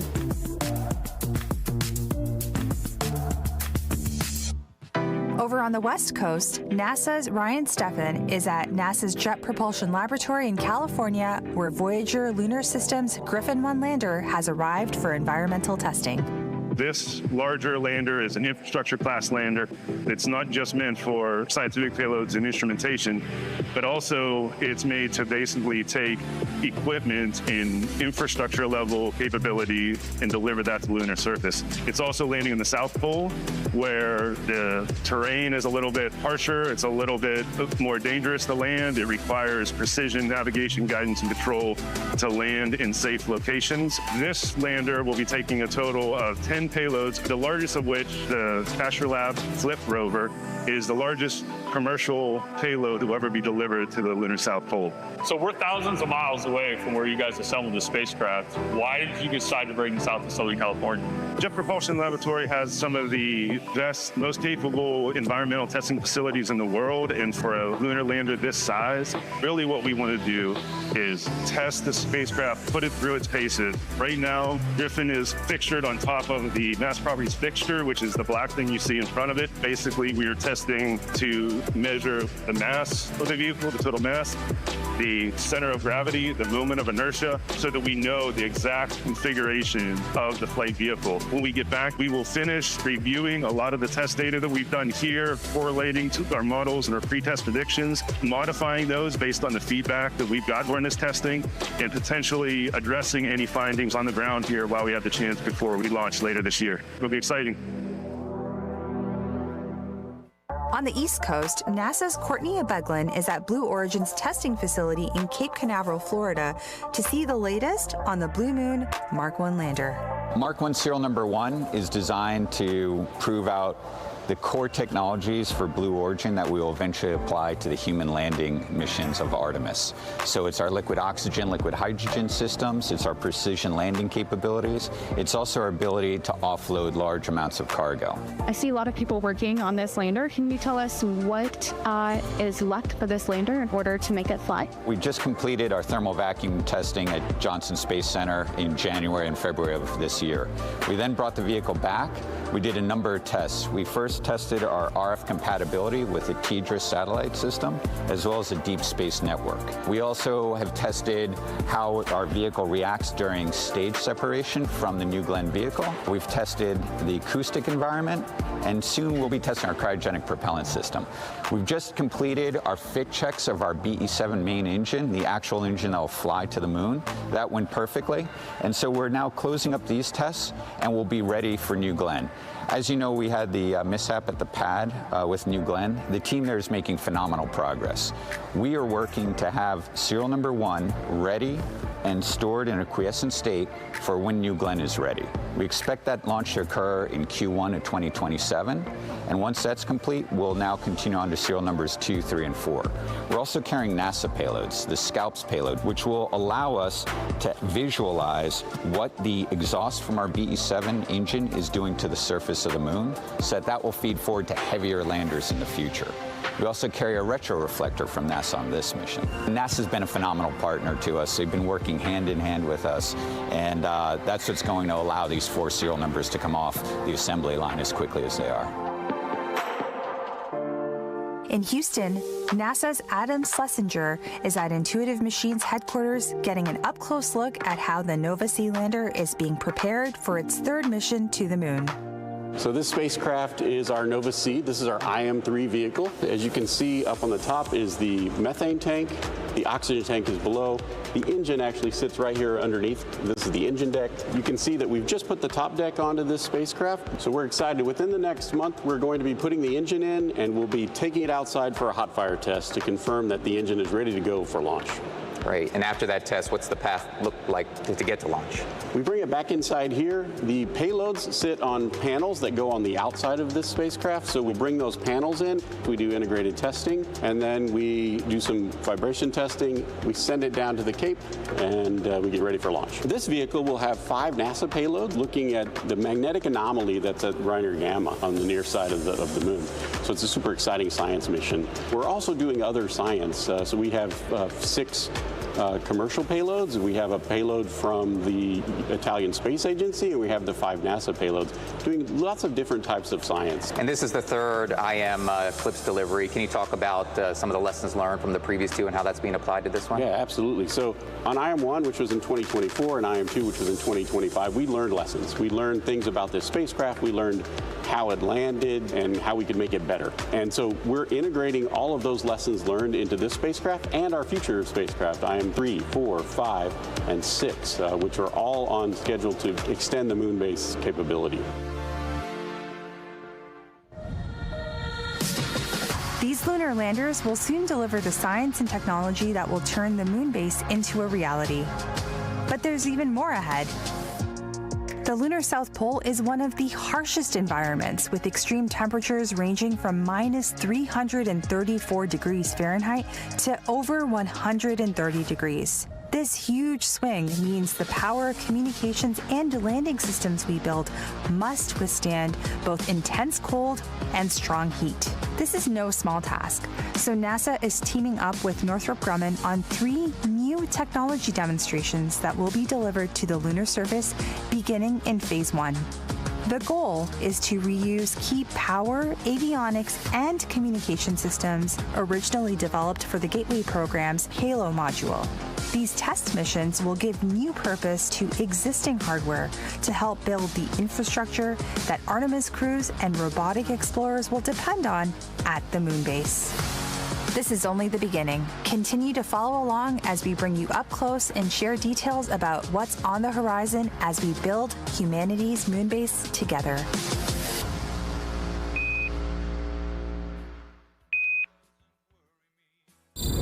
When it comes to Mars, everyone thought we were crazy. But sometimes, that's what it takes. We're making science fiction reality, writing the next chapters in the story of Mars exploration.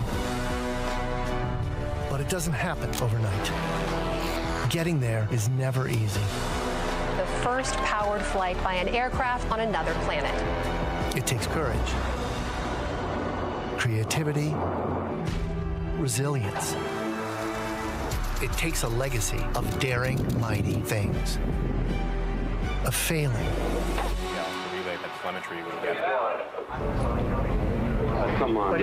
Listen, hear me out. And picking ourselves back up. We've been here before. Decades of success. Building the future isn't for everyone. But for us, it's written in our DNA. We are the architects of the impossible. And on Mars, we've only just begun.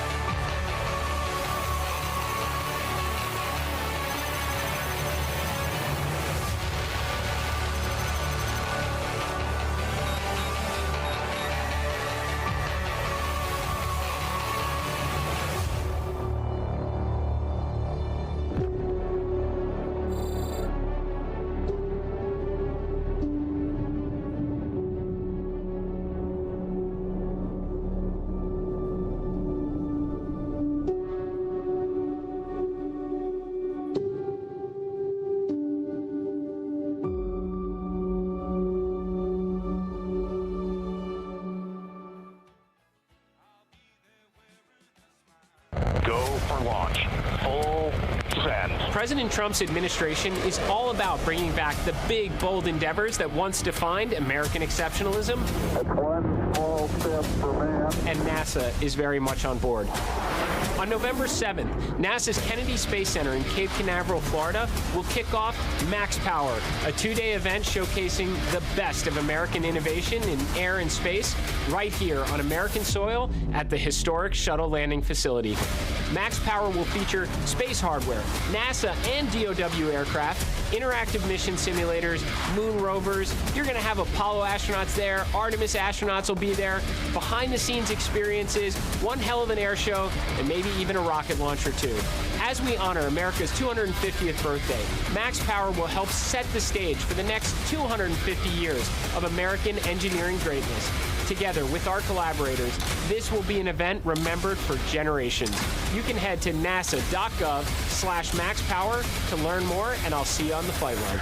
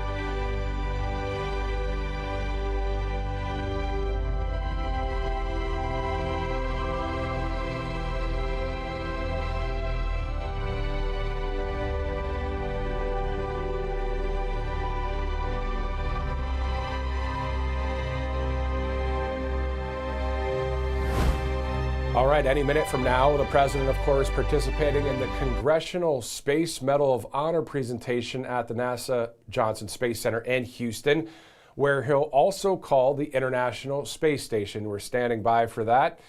Now, that lower third that you see there says next President Trump. Behind that lower third on that podium, I'm not sure if the seal, the presidential seal, is up on the podium or not. Maybe the director can see. Okay, we're hearing that it is up, so that means the president is in the building.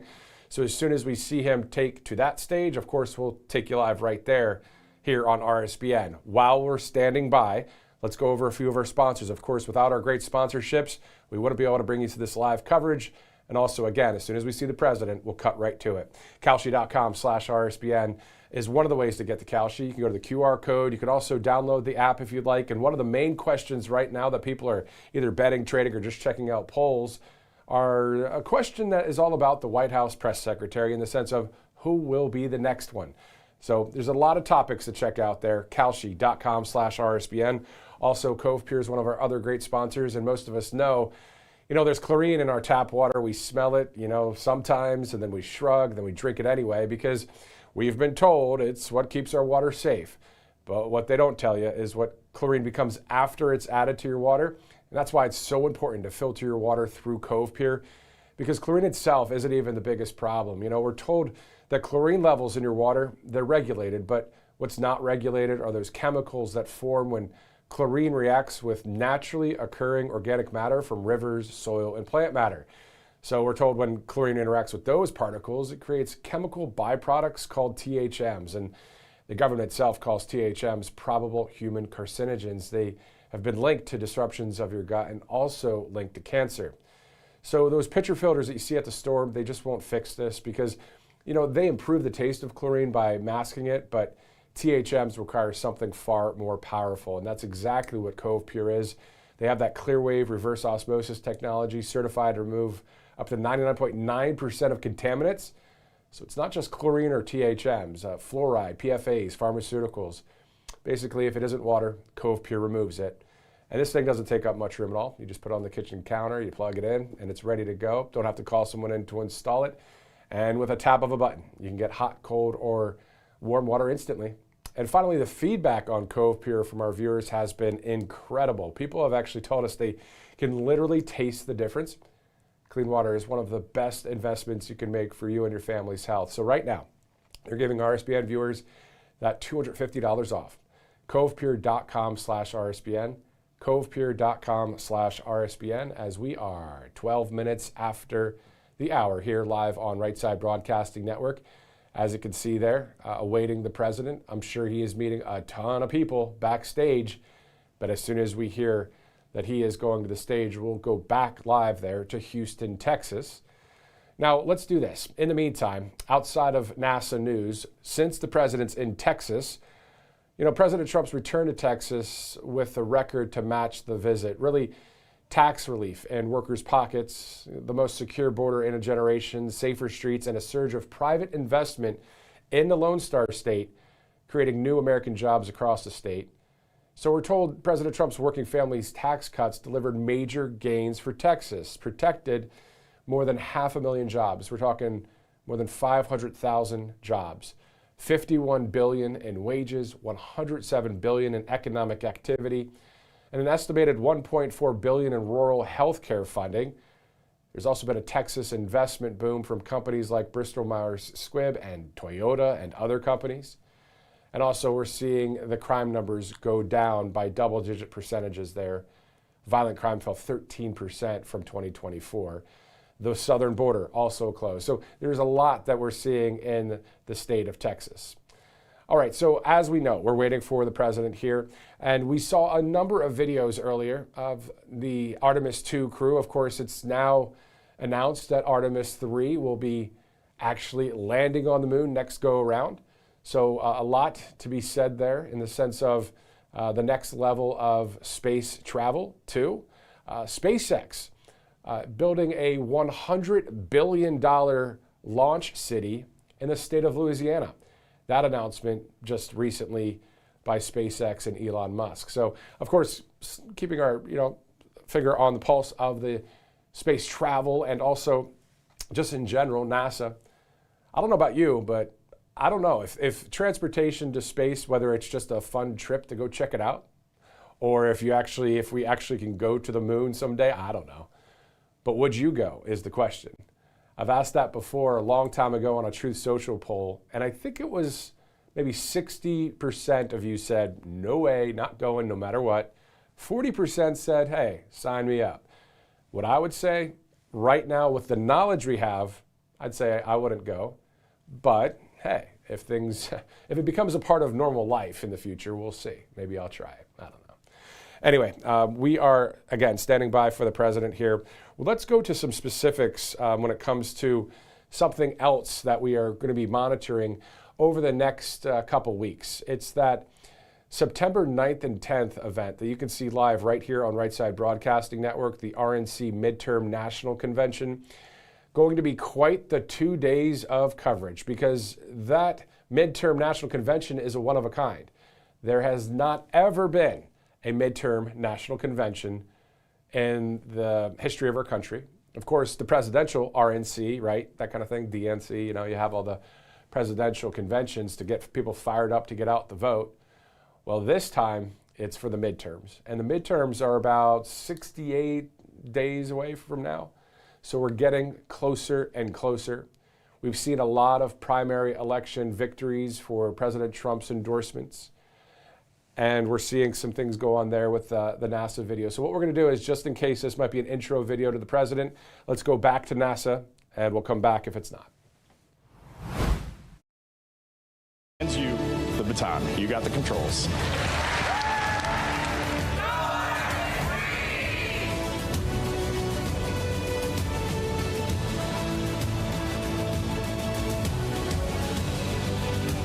There's only one primary goal of Artemis 2, is to prepare this spacecraft for Artemis 3. And then we're going to go hand off that baton to Artemis 3 and then cheer them on full-throated. I hope that people recognize that Artemis 2 was the stepping stone for something so much greater.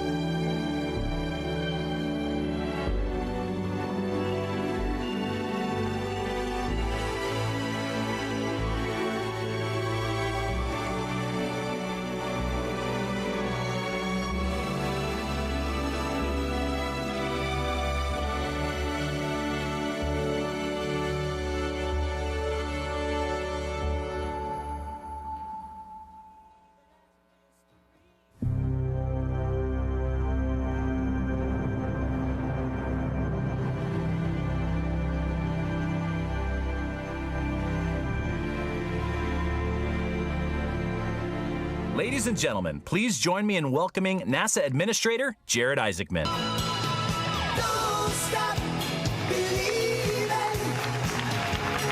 Hold on to that feeling. Street light people.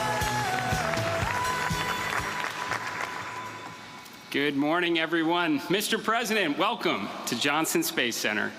I am grateful to serve under a president with the vision and determination to ensure American leadership across the great frontier of space.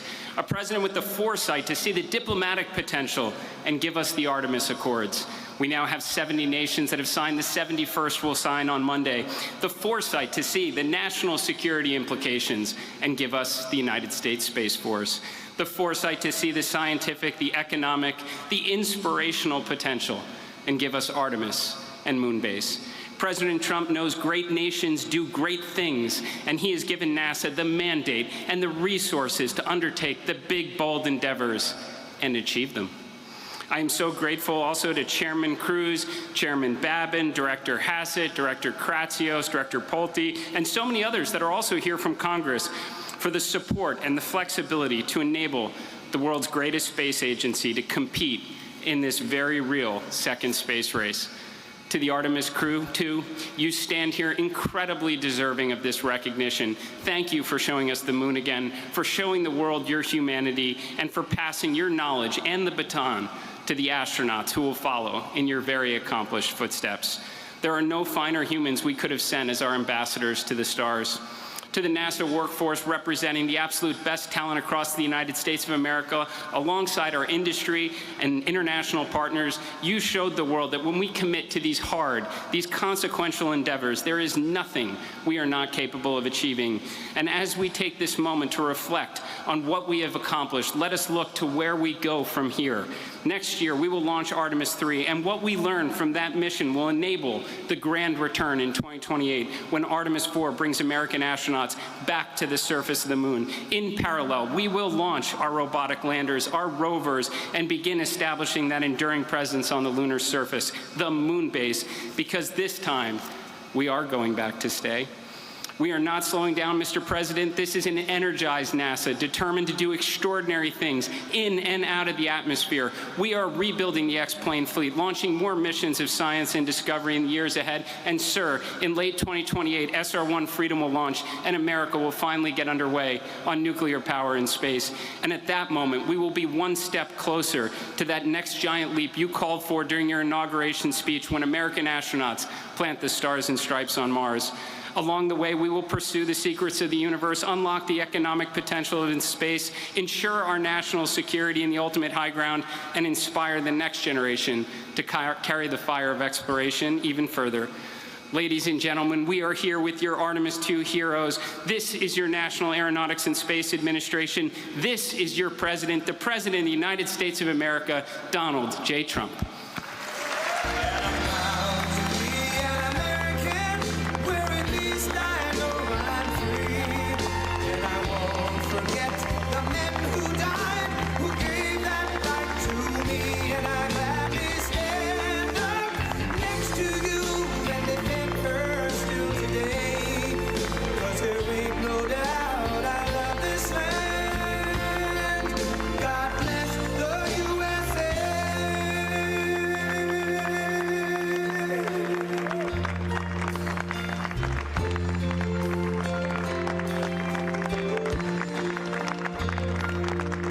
From the lakes of Minnesota to the hills of Tennessee, across the plains of Texas, from sea to shining sea, from Detroit down to Houston, and New York to LA, where there's pride in every American heart, and it's time we stand and say,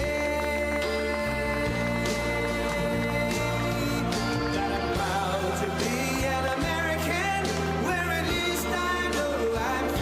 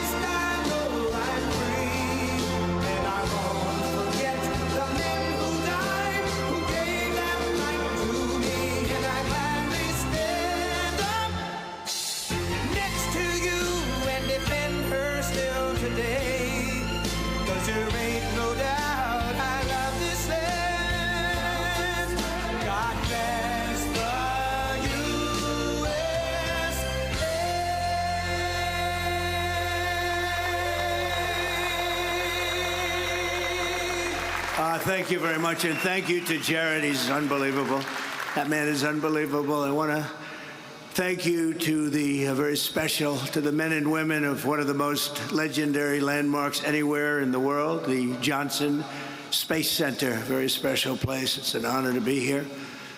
And it's a place that is a monument to grit and determination and pure American excellence, and produced some of the greatest achievements in human history. And I have no doubt that under this great administrator and all of you people, you're going to have no question it's going to go further than it ever has. I really believe that. Or I made a big mistake in getting it going again because I had to get it going. It was a little bit not going too well. You know that better than I do. We gather here on these storied grounds, though, to celebrate the immense courage and service of 4 intrepid space heroes whose sense of daring and adventure led them further from Earth than anyone has ever traveled before. Incredible. That was an incredible evening. For us, it was evening. A lot of different times all over the world. But for me, it was evening, and everybody stopped. I was at a very important meeting with the biggest people in the country, maybe some of the biggest people in the world, and somebody said, "I'd like to watch Artemis." I said, "You would, really? Right in the middle of our meeting, you want to watch?" And we actually had a television pulled up, and everybody was spellbound. Somehow, maybe it's Jared, but somehow that just caught the imagination, and we watched every minute of it. In fact, the meeting was a disaster, because after that was over, they were so excited, nobody did anything. So it was a total waste of time, but what can I tell you? But it really brought spirit. There is a spirit that we didn't see in this space so much, and now you've really brought it back. And today we're proudly awarding the Congressional Space Medal of Honor to the remarkable crew of Artemis II. Please join me in congratulating Commander Reed Weissman, Pilot Victor Glover, Mission Specialist Christina Cook, and Mission Specialist Jeremy Hansen. Great people. Thank you. Congratulations.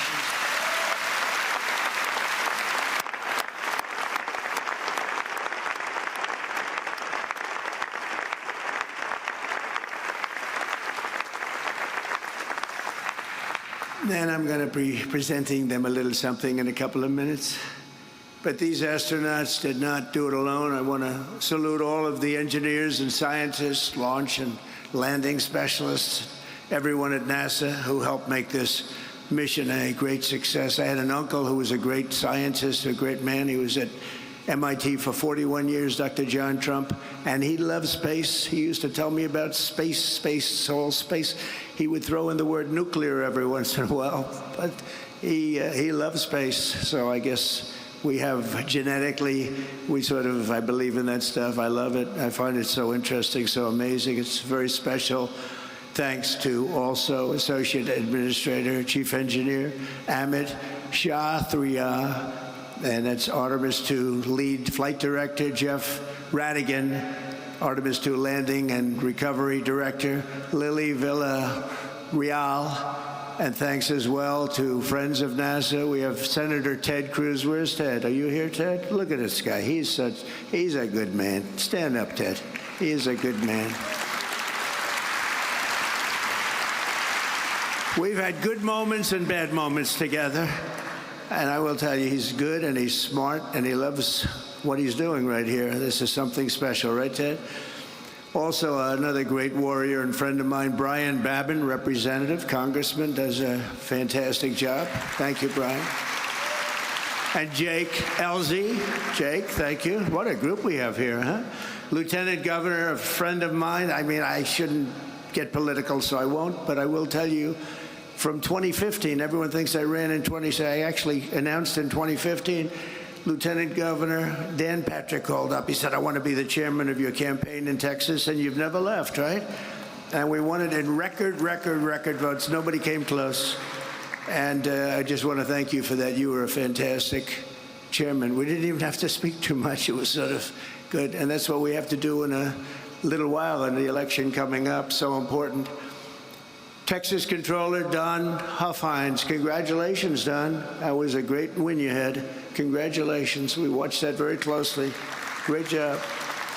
And of course, we're honored to be joined by amazing members of the NASA Astronaut Corps, past and present. They are amazing indeed, and thank you for all you do and risking your lives to advance our voyage into the heavens. It's where you go to the heavens. And I understand this weekend that NASA has a very big launch coming up, the Roman Space Telescope. I was asking Jared, is that a big one? He said, it's really big. So I hope everyone that's watching, look at all the media back there, all the press, I hope you're going to inform people, because this is going to be a very big deal. It's hundreds of times more powerful than Hubble, and it will help unlock the secrets of the universe. So to everyone involved here at NASA, good luck this weekend. It's a big deal. And I was given a little briefing. I said, I want to know about this if it's so big, and it really is something hundreds of times more powerful than Hubble. That's all you have to know. From the very beginning, America has always been a frontier nation, and space is the highest of all the frontiers. Our manifest destiny is to explore and settle this great unknown, carry forward the light of American liberty into the stars. And Americans were the first in flight, the first in the moon, and will certainly be the first in space no matter where it is. And I know we're going to be looking at Mars very shortly. In fact, you're already partially there. A lot of work's been done, and that seems to be the next frontier. You'll be stopping on the moon, and you're going to be going to Mars. What excitement, what excitement. Yet when I took office in 2017, America's endeavors in space had come to a complete halt. It was held back by decades of gross mismanagement in Washington.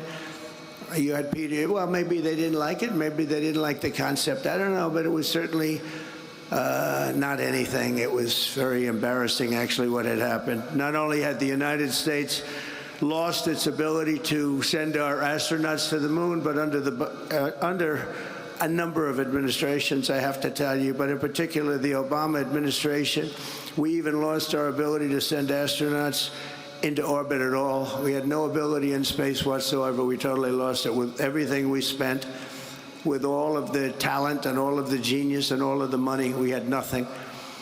And when I got here, I came here, I went to Florida, I visited a couple of the places. I wanted to see what was going on.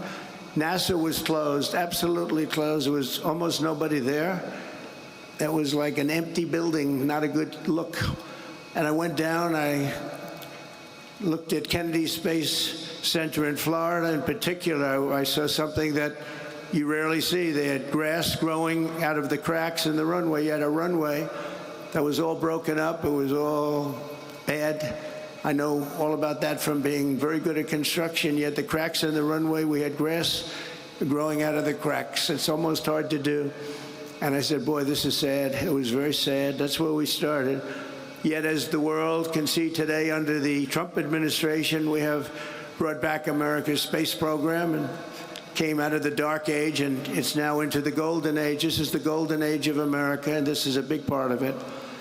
So to every astronaut here today, I want to make this promise to you. Our nation will conquer, and we will conquer indeed, this vast frontier that we have before us, and we'll reach American courage, and we'll use American genius and daring and all of the things that we have that nobody else can ever compete with. We will explore it, we will tame it, and we will win it. We will always win. In 2016, the United States of America and our government, private sector, launched just 22 rockets into orbit combined. So we did 22.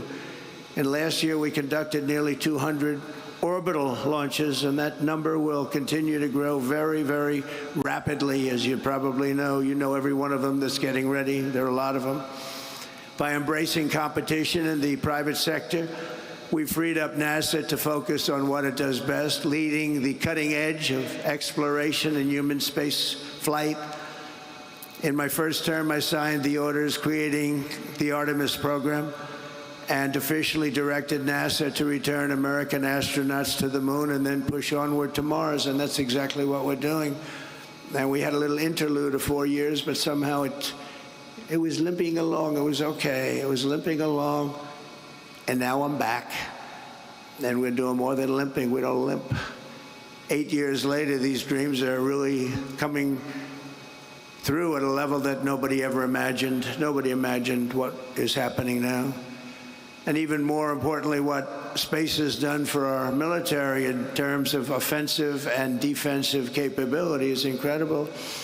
Don't forget, I was the one that gave you Space Force, and we had no Space Force. And when people heard about it, they thought we were kidding. They thought it was like comic book stuff. It wasn't at all. It's turning out to be one of our most important branches. It'll be and only getting more important with time. And we were number 3 in space at the time I did that, and now we're leading by a tremendous amount. We made some very good original initial hires.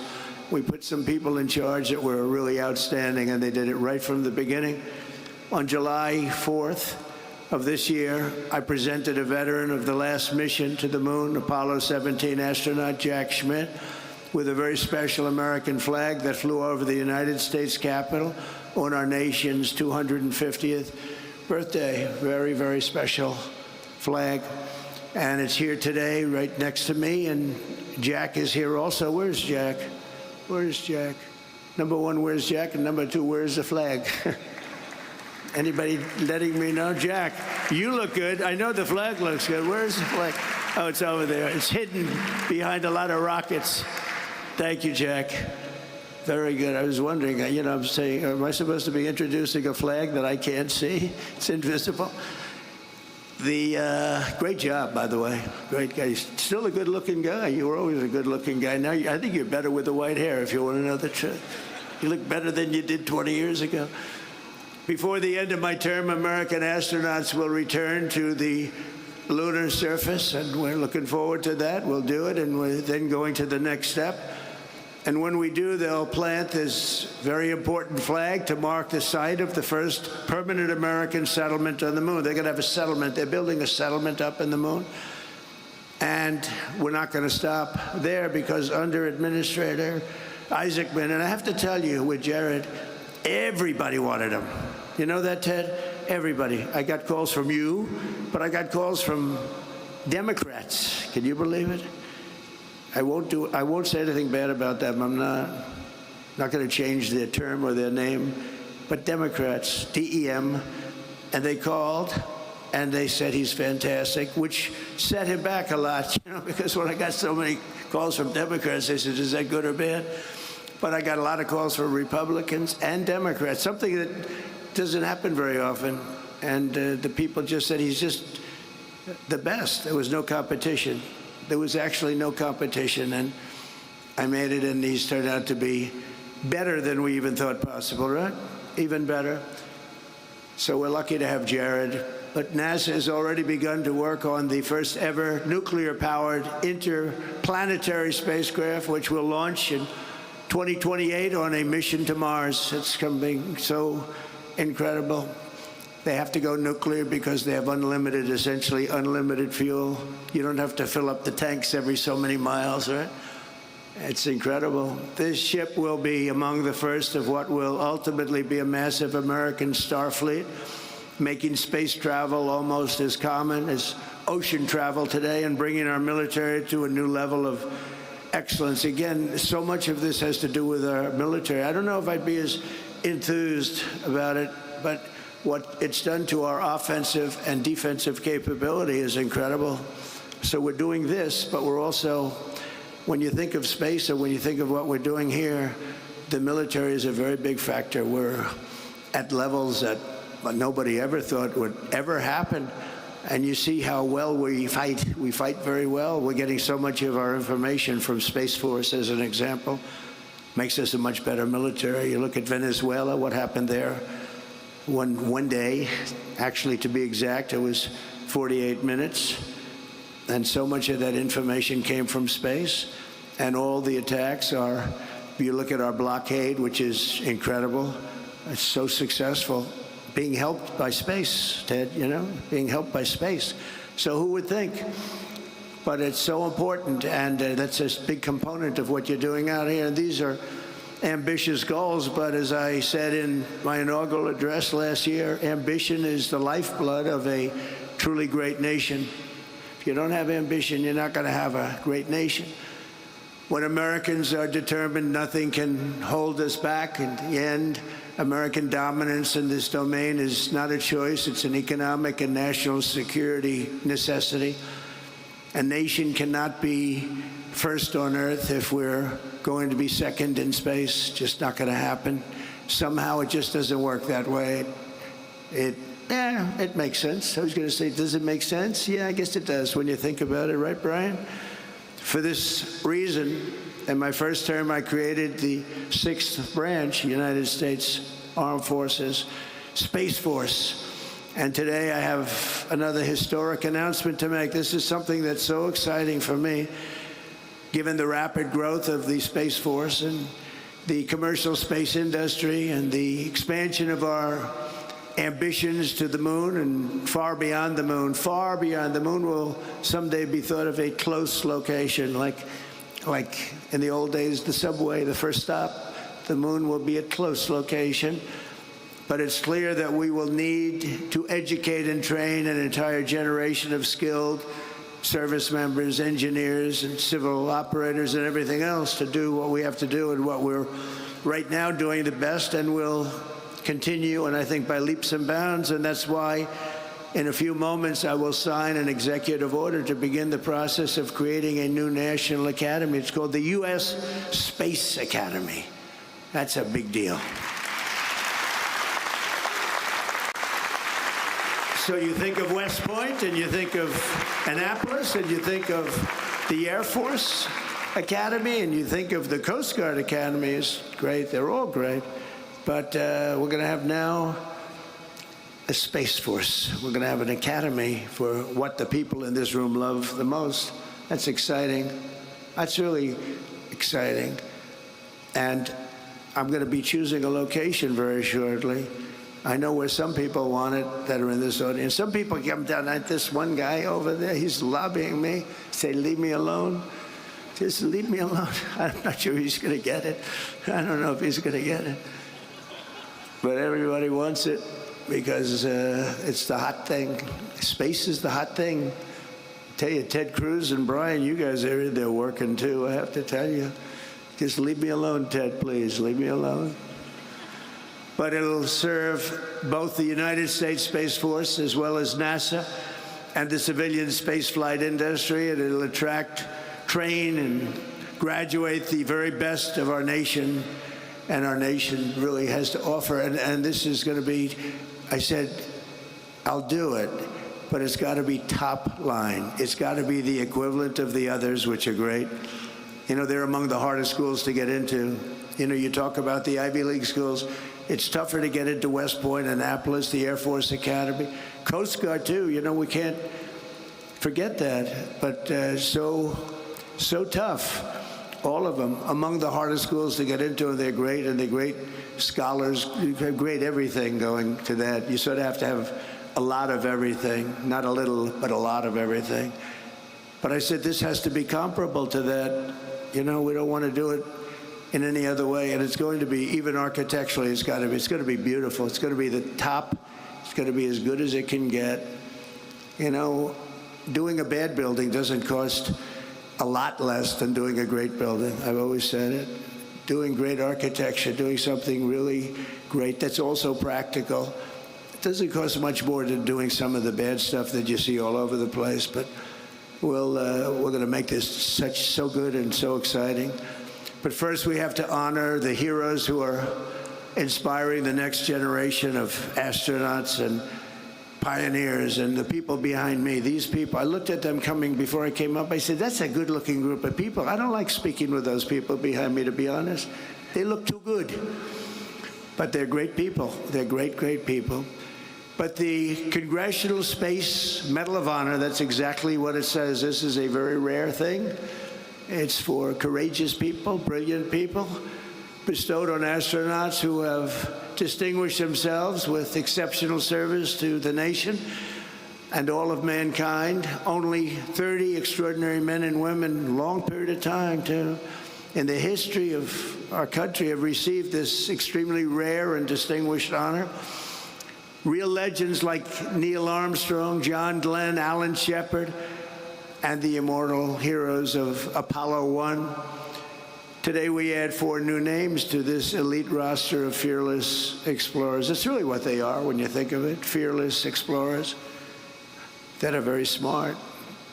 The crew of Artemis II blasted off from Kennedy, NASA's great space center, last April and flew more than 250,000 miles from Earth in, very interestingly, our 250th anniversary year. Only Jared could have thought of that, I assume. I hope that wasn't just by luck. I hope but it's pretty good. They actually went far beyond what would be the normal target, the furthest anybody's ever been in space. They crossed behind the dark side of the moon and glimpsed sights never seen before, never seen by human eyes, and returned to Earth at 30 times the speed of sound and splashed down in the Pacific Ocean, completing the flawless mission. It was absolutely flawless. Artemis II was led by a Navy veteran, a pilot, a father, and a great patriot, Commander Reed Wiseman. With unfailing strength and calm, Reed led the crew through every phase of the flight and their safe return to Earth. He was a great leader, respected by everybody. As many people will remember, during the mission, the crew named a previously unnamed lunar crater in loving memory of Reed's wonderful wife, who he lost to cancer. So they call it the Carol Crater. So that's making Reed a little weepy right now, because I heard she was an incredible woman. Will never be forgotten now. She'll never be forgotten. We honor her, and truly the memory is all about the moon. That's a great one. I wish they'd name something like that after me, Reed, but I don't know. I'll have to get the governor's approval. I like that. That's beautiful. So, Reed, we salute you. We salute your family. And we congratulate you. Thank you very much.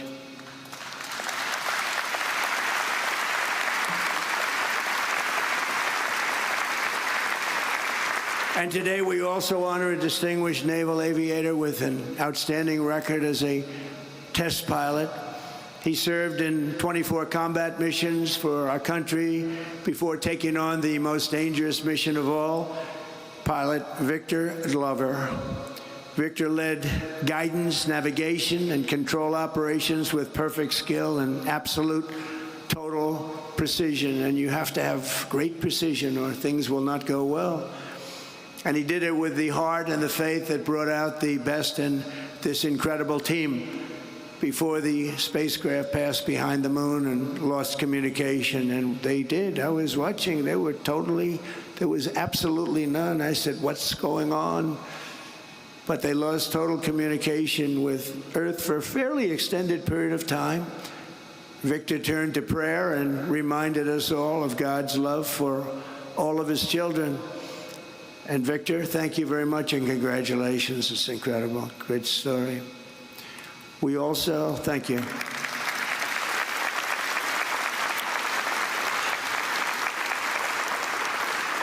We also recognize mission specialist Christina Cook, who before this flight had already set a world record for the longest continuous flight ever by a woman in space.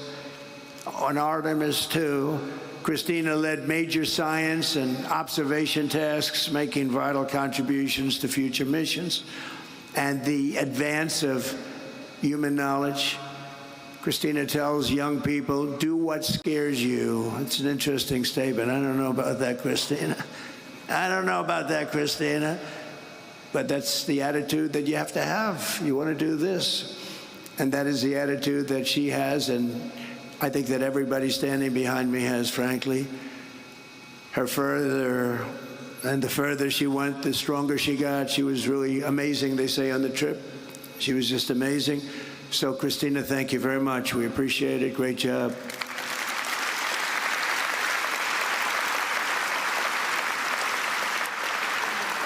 And finally, we honor a master of science and physics, a fighter pilot, a great one, and a beloved member of the astronaut team, mission specialist Jeremy Hansen.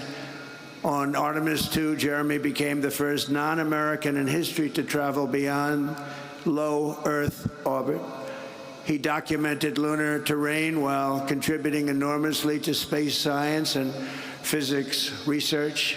And along with Christina, he helped the crew stay healthy and develop standards and best practices. Jeremy, thank you very much. Great job. Great job.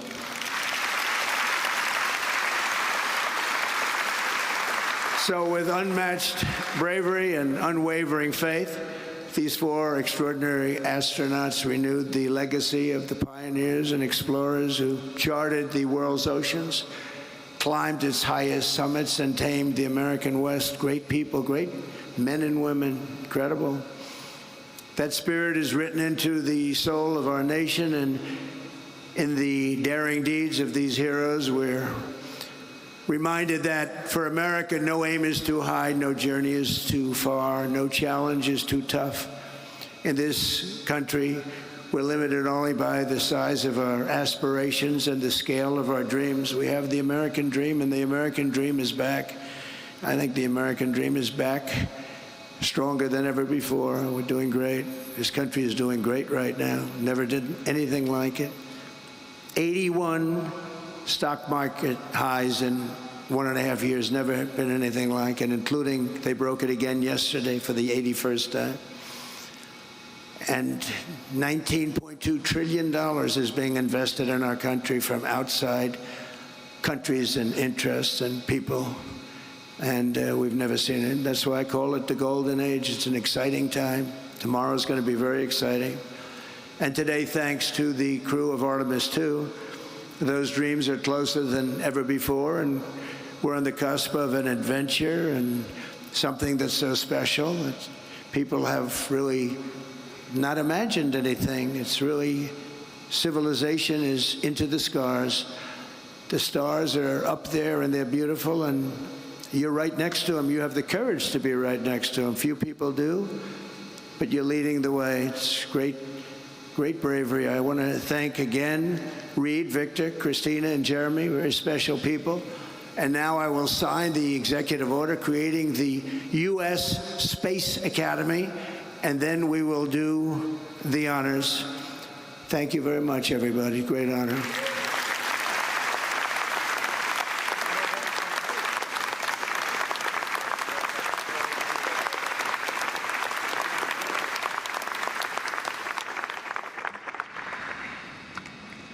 Okay. Gotta pick a good one. Pick a good pen.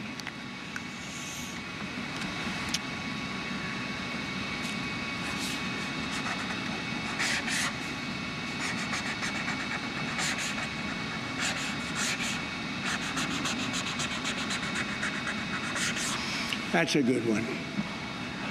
Garrett, thank you very much. I think he deserves it, right? Okay.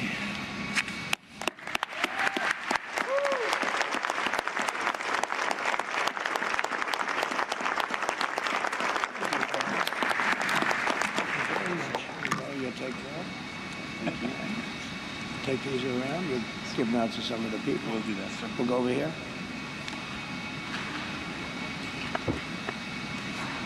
Thank you so much.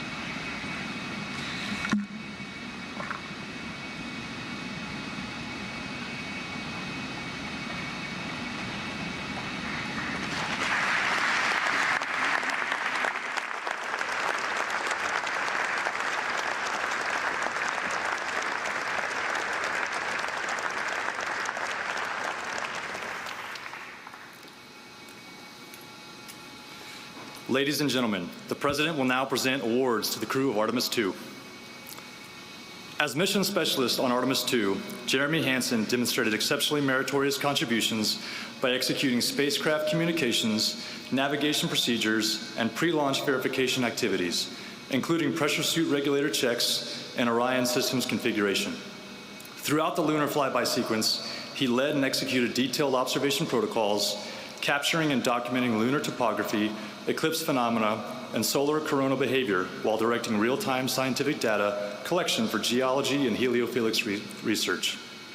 He performed manual control assessments and crew health evaluation tasks, including the orthostatic intolerance garment test, advancing validation of systems and human factors performance essential to future lunar landing operations and long-duration deep space missions.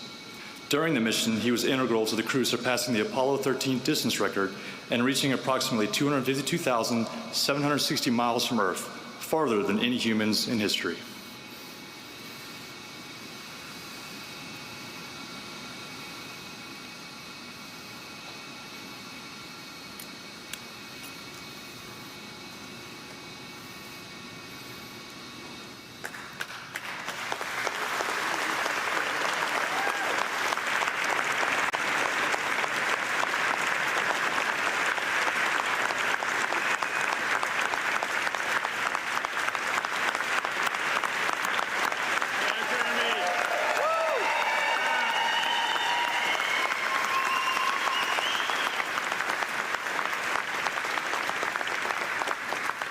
As mission specialist on Artemis II, Christina Cook demonstrated exceptionally meritorious service by leading major science and observation tasks during the mission's 7-hour lunar flyby, capturing and documenting impact craters, lava flows, surface fractures, and eclipse phenomena that significantly expanded understanding of lunar geology and solar corona behavior.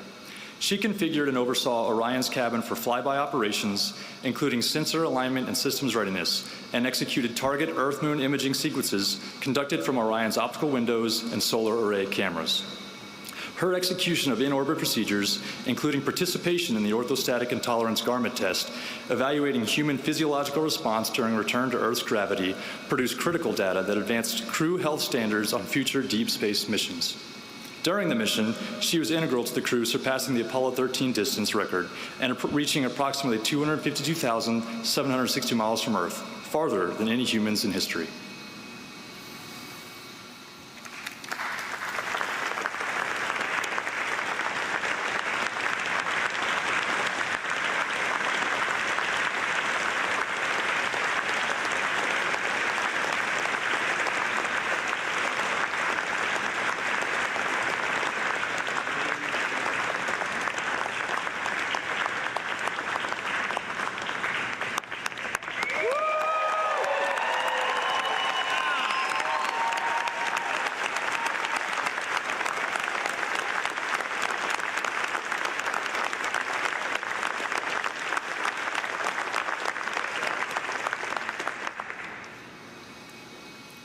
As pilot of Artemis II, Victor J. Glover distinguished himself through exceptionally meritorious performance by commanding and executing guidance, navigation, and control operations throughout launch, translunar injection, and return phases. He led manual control evaluations during Orion's return trajectory operations, validating spacecraft control modes and confirming the spacecraft's piloting characteristics for future missions. He maintained precise control of spacecraft attitude during lunar observation periods, enabling the crew to capture essential scientific imagery and meet mission-critical documentation objectives. His professional skill was further demonstrated during trajectory correction maneuvers and during final atmospheric entry and splashdown, ensuring the mission's safe completion and advancing deep space operational readiness for upcoming Artemis expeditions. During the mission, he was integral to the crew surpassing the Apollo 13 distance record and reaching approximately 252,760 miles from Earth, farther than any humans in history.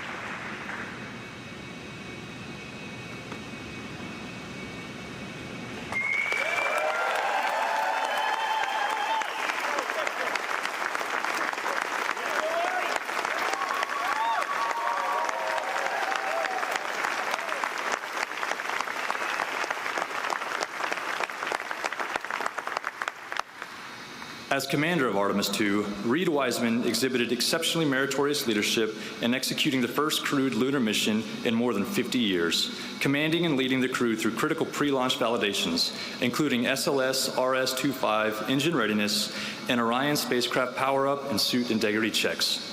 During the mission, he commanded Orion's outbound trajectory, the successful lunar flyby, and detailed geologic observation operations, ensuring the spacecraft remained on the precise course required for the crew to surpass the Apollo 13 distance record and reach a maximum of approximately 252,760 miles from Earth, farther than any humans in history. Under his command, the crew executed return trajectory correction burns, manual control evaluations, and system verification procedures that culminated in a flawless splashdown and safe recovery, advancing the nation's readiness for future lunar surface missions.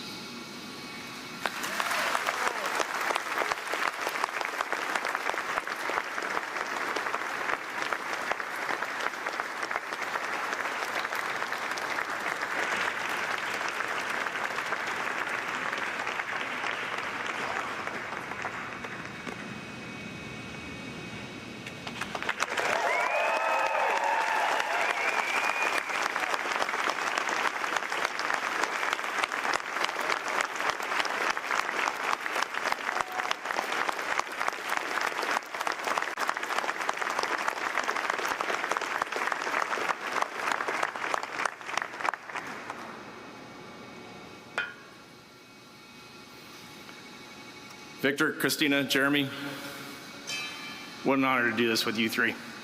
Mr. President, it means a lot that you are here at the Johnson Space Center. It underscores the important work that is going on here in Mission Control in furthering human exploration, the home of our astronauts, the home of flight operations, and Mission Control. Thank you for coming here today.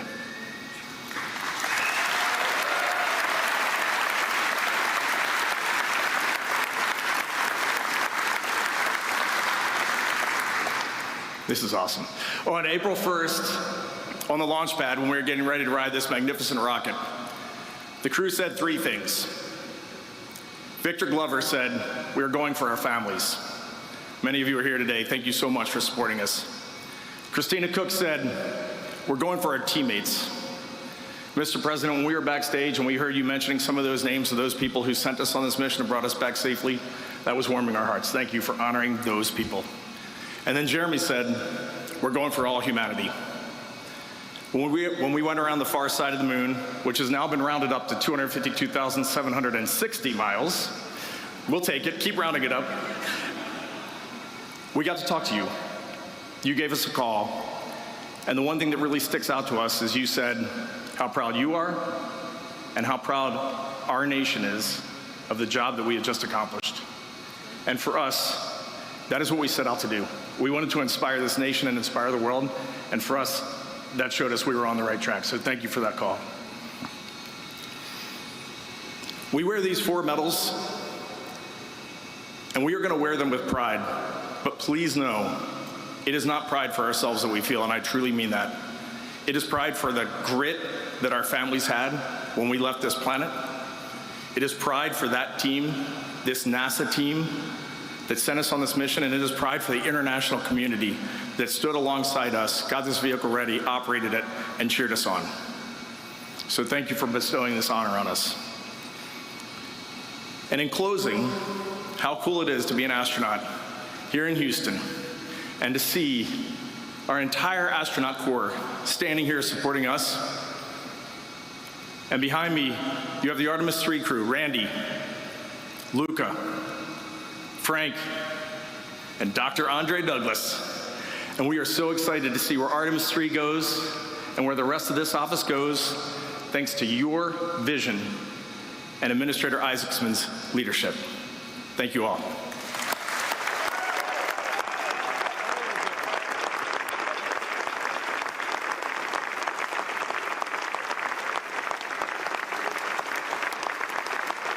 I'm going to hand it over to our esteemed pilot, Victor Glover.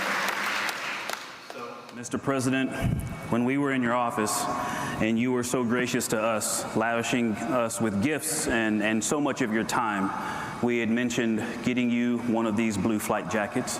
And so here we have your jacket today, and you'll notice the NASA, we affectionately call this the NASA meatball. But on the sleeve, you'll see the team that we are a part of in the astronaut office, and that is the Flight Operations Directorate. There's a lot of neat symbology on that patch, and I can explain it to you, or some of the team can later.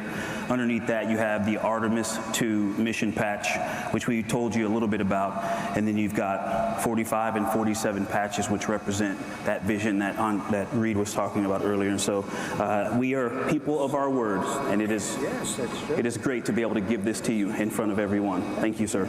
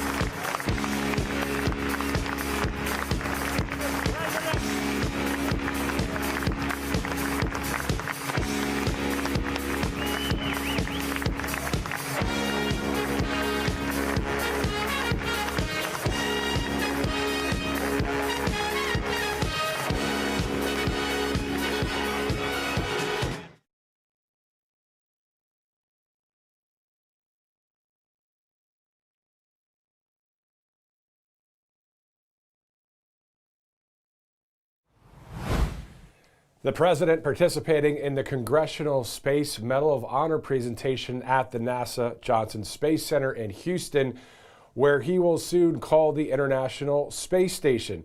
Now, President Trump also announcing the creation of the United States Space Force Academy. The president saying a location for the academy has not yet been determined. My guess, Huntsville, Alabama, where U.S. Space Command is in the process of relocating, but we'll see. The White House saying the U.S. Space Academy will be a NASA-led federal academy dedicated to combining rigorous technical education with leadership development, discipline, and commitment to public service. Again, we just saw that feed there from NASA here on Right Side Broadcasting Network. Let's go to a couple of our sponsors here as we take a live look at the National Mall in Washington, D.C. Some beautiful skies there in our nation's capital. Let's go to All Family Pharmacy, because why does ivermectin continue to get so much attention? It's already one of the most popular medications at All Family Pharmacy, and now they've added a brand new option. All Family Pharmacy has offered ivermectin capsules in multiple strengths, giving patients different options based on their needs. And now they're offering ivermectin tablets in 4, 12, and 36 milligram strengths. Ivermectin is best known as an antiparasitic, but that's not the only reason people continue talking about it. Researchers and physicians have explored it for other off-label uses, and there's growing interest around low doses and low-dose protocols in longevity and biohacking. So the research is still developing, but it's really definitely a space worth watching. And ivermectin is just one part of what they offer. All Family Pharmacy has medications for sinus infections, UTIs, cold sores, allergies, blood pressure, thyroid, diabetes, and more, plus antibiotics, GLP-1s, NAD+, and other options. It's really a full-service online pharmacy with over 400 prescription medications, physician review, fulfillment, and shipping directly to your door as well. So check out the new ivermectin tablets at allfamilypharmacy.com/RSBN. Get that 10% off at checkout. If you have any questions, give them a call at 561-717-6794. All right, let's go from All Family to Birch Gold Group, because, you know, we're still a couple months out, but the midterms are fast approaching. And make no mistake, if the House flips, it's a big deal for our economy. That uncertainty is one of the main reasons to diversify with gold from Birch Gold Group. In the 3 months leading up to the 2024 presidential election, the spot price of gold actually jumped over 12%, all because it's a hedge against uncertainty. So if you don't own gold, I'd suggest talking with Birch Gold, because they'll discuss your goals and explain how precious metals can fit into your savings. They can even help you convert an existing IRA or 401k into an IRA in gold with no additional money out of pocket. Just text Trump to that number, 989898. Get a free info kit and get some solid information. the midterms will be here before you know it. So just text Trump to 989898. All right, so what we're going to do now is we're going to double check how soon we may hear from this call where President Trump will be calling the International Space Station, as we take that live look at the Thomas Jefferson Memorial in D.C. right now. Before we close our broadcast, though, let's get the latest on Iran from the United States Central Command Admiral Brad Cooper in clip number 14.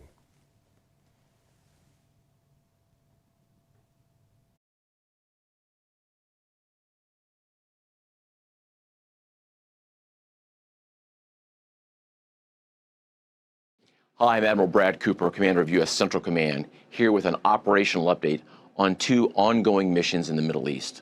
Many of our 50,000 U.S. troops operating across the region are doing outstanding work executing the naval blockade against Iran while maintaining commercial traffic flow through the Strait of Hormuz. As recently announced, the U.S. military has achieved a major milestone in the Strait of Hormuz. We have successfully cleared sea mines in the Strait's international shipping lanes that were laid months ago by Iran's Islamic Revolutionary Guard Corps. Internationally recognized transit routes in the Strait are free of Iranian sea mines thanks to the incredible work of the U.S. military. Let's take a look at exactly what this means. Here's a nautical chart of the Strait of Hormuz and surrounding seas. It's frequently used by mariners around the world and clearly identifies the internationally recognized traffic separation scheme, which you see labeled on the chart as TSS. A traffic separation scheme is a highway system for ships on the ocean. Here on the chart, a dividing line is shown and placed between lanes with opposing traffic directions to keep ships safely apart in the narrow waterway. These are the long-standing lanes international shipping has historically used to transit the Strait of Hormuz. And over the past few months, our forces meticulously and quietly cleared them of sea mine threats using a combination of Navy divers, Navy SEALs, and U.S. air power from the Army, Navy, Air Force, and Marine Corps. The circumstances were challenging and dangerous to say the least, but we got the job done. Bottom line, today, international shipping lanes are open and momentum is building. Over the past several months, U.S. forces have assisted nearly 1,500 commercial vessels in transiting the strait by providing coordinated protection. Those ships were carrying nearly 750 million barrels of crude oil destined for global energy markets, which is a massive volume. And while American forces have supported 750 million barrels of crude oil leaving the Gulf, Iran has exported zero oil from its shores since we resumed the naval blockade in mid-July. We have been highly effective. No ships have entered or left an Iranian port without our permission, and we have only allowed ships to pass through on humanitarian grounds, which is a credit to the dedication and professionalism of our sailors, Marines, and airmen in particular, executing this complex mission. Since resuming the blockade, thousands of U.S. service members operating more than 20 warships and hundreds of aircraft have sustained our success, turning around 75 vessels attempting to run the blockade and disabling 3 vessels that did not comply when directed. CENTCOM forces have demonstrated time and time again that we are laser focused on this mission. We remain vigilant, lethal, and resolved. During a recent trip to the region, I saw firsthand how our brave men and women continue to answer the call. I had the privilege to recognize and thank our troops personally for their extraordinary service. We've asked them to stay ready, and that's exactly what they are doing. I just could not be prouder of their efforts, and I know that the American people share in that same pride. So to all our service members, keep up the great work. Continue to take care of one another, and Godspeed. Thanks so much. All right, so that's an update from the CENTCOM Admiral Brad Cooper there, as we are live right now at 1:18 Eastern Time. This broadcast brought to you by some great sponsors, including mypillow.com/RSBN. If you use the RSBN promo code, you're going to save a lot of money, but that's not the main part of it. The main part is there are quality products right there with mypillow.com. So go ahead and check it out. If you have a few extra bucks, maybe get some items. mypillow.com/RSBN. Also, speaking of a few extra bucks, if you want to go to rsbnetwork.com/donate, rsbnetwork.com/donate. Of course, we're not bought and paid for by some huge woke corporation out there. We have some great sponsors here and some great donors to the network. So if you'd like to donate, just go to rsbnetwork.com/donate. It is Friday. It is August 28th. It's 8:28. I love 8:28. Romans 8:28. We'll leave with that scripture. And we know that all things work together for the good to those that love God and are called according to his purposes. Thank God for his grace and his mercy. He is good. All right, guys, we'll see you again soon here on RSBN. Thanks so much for watching.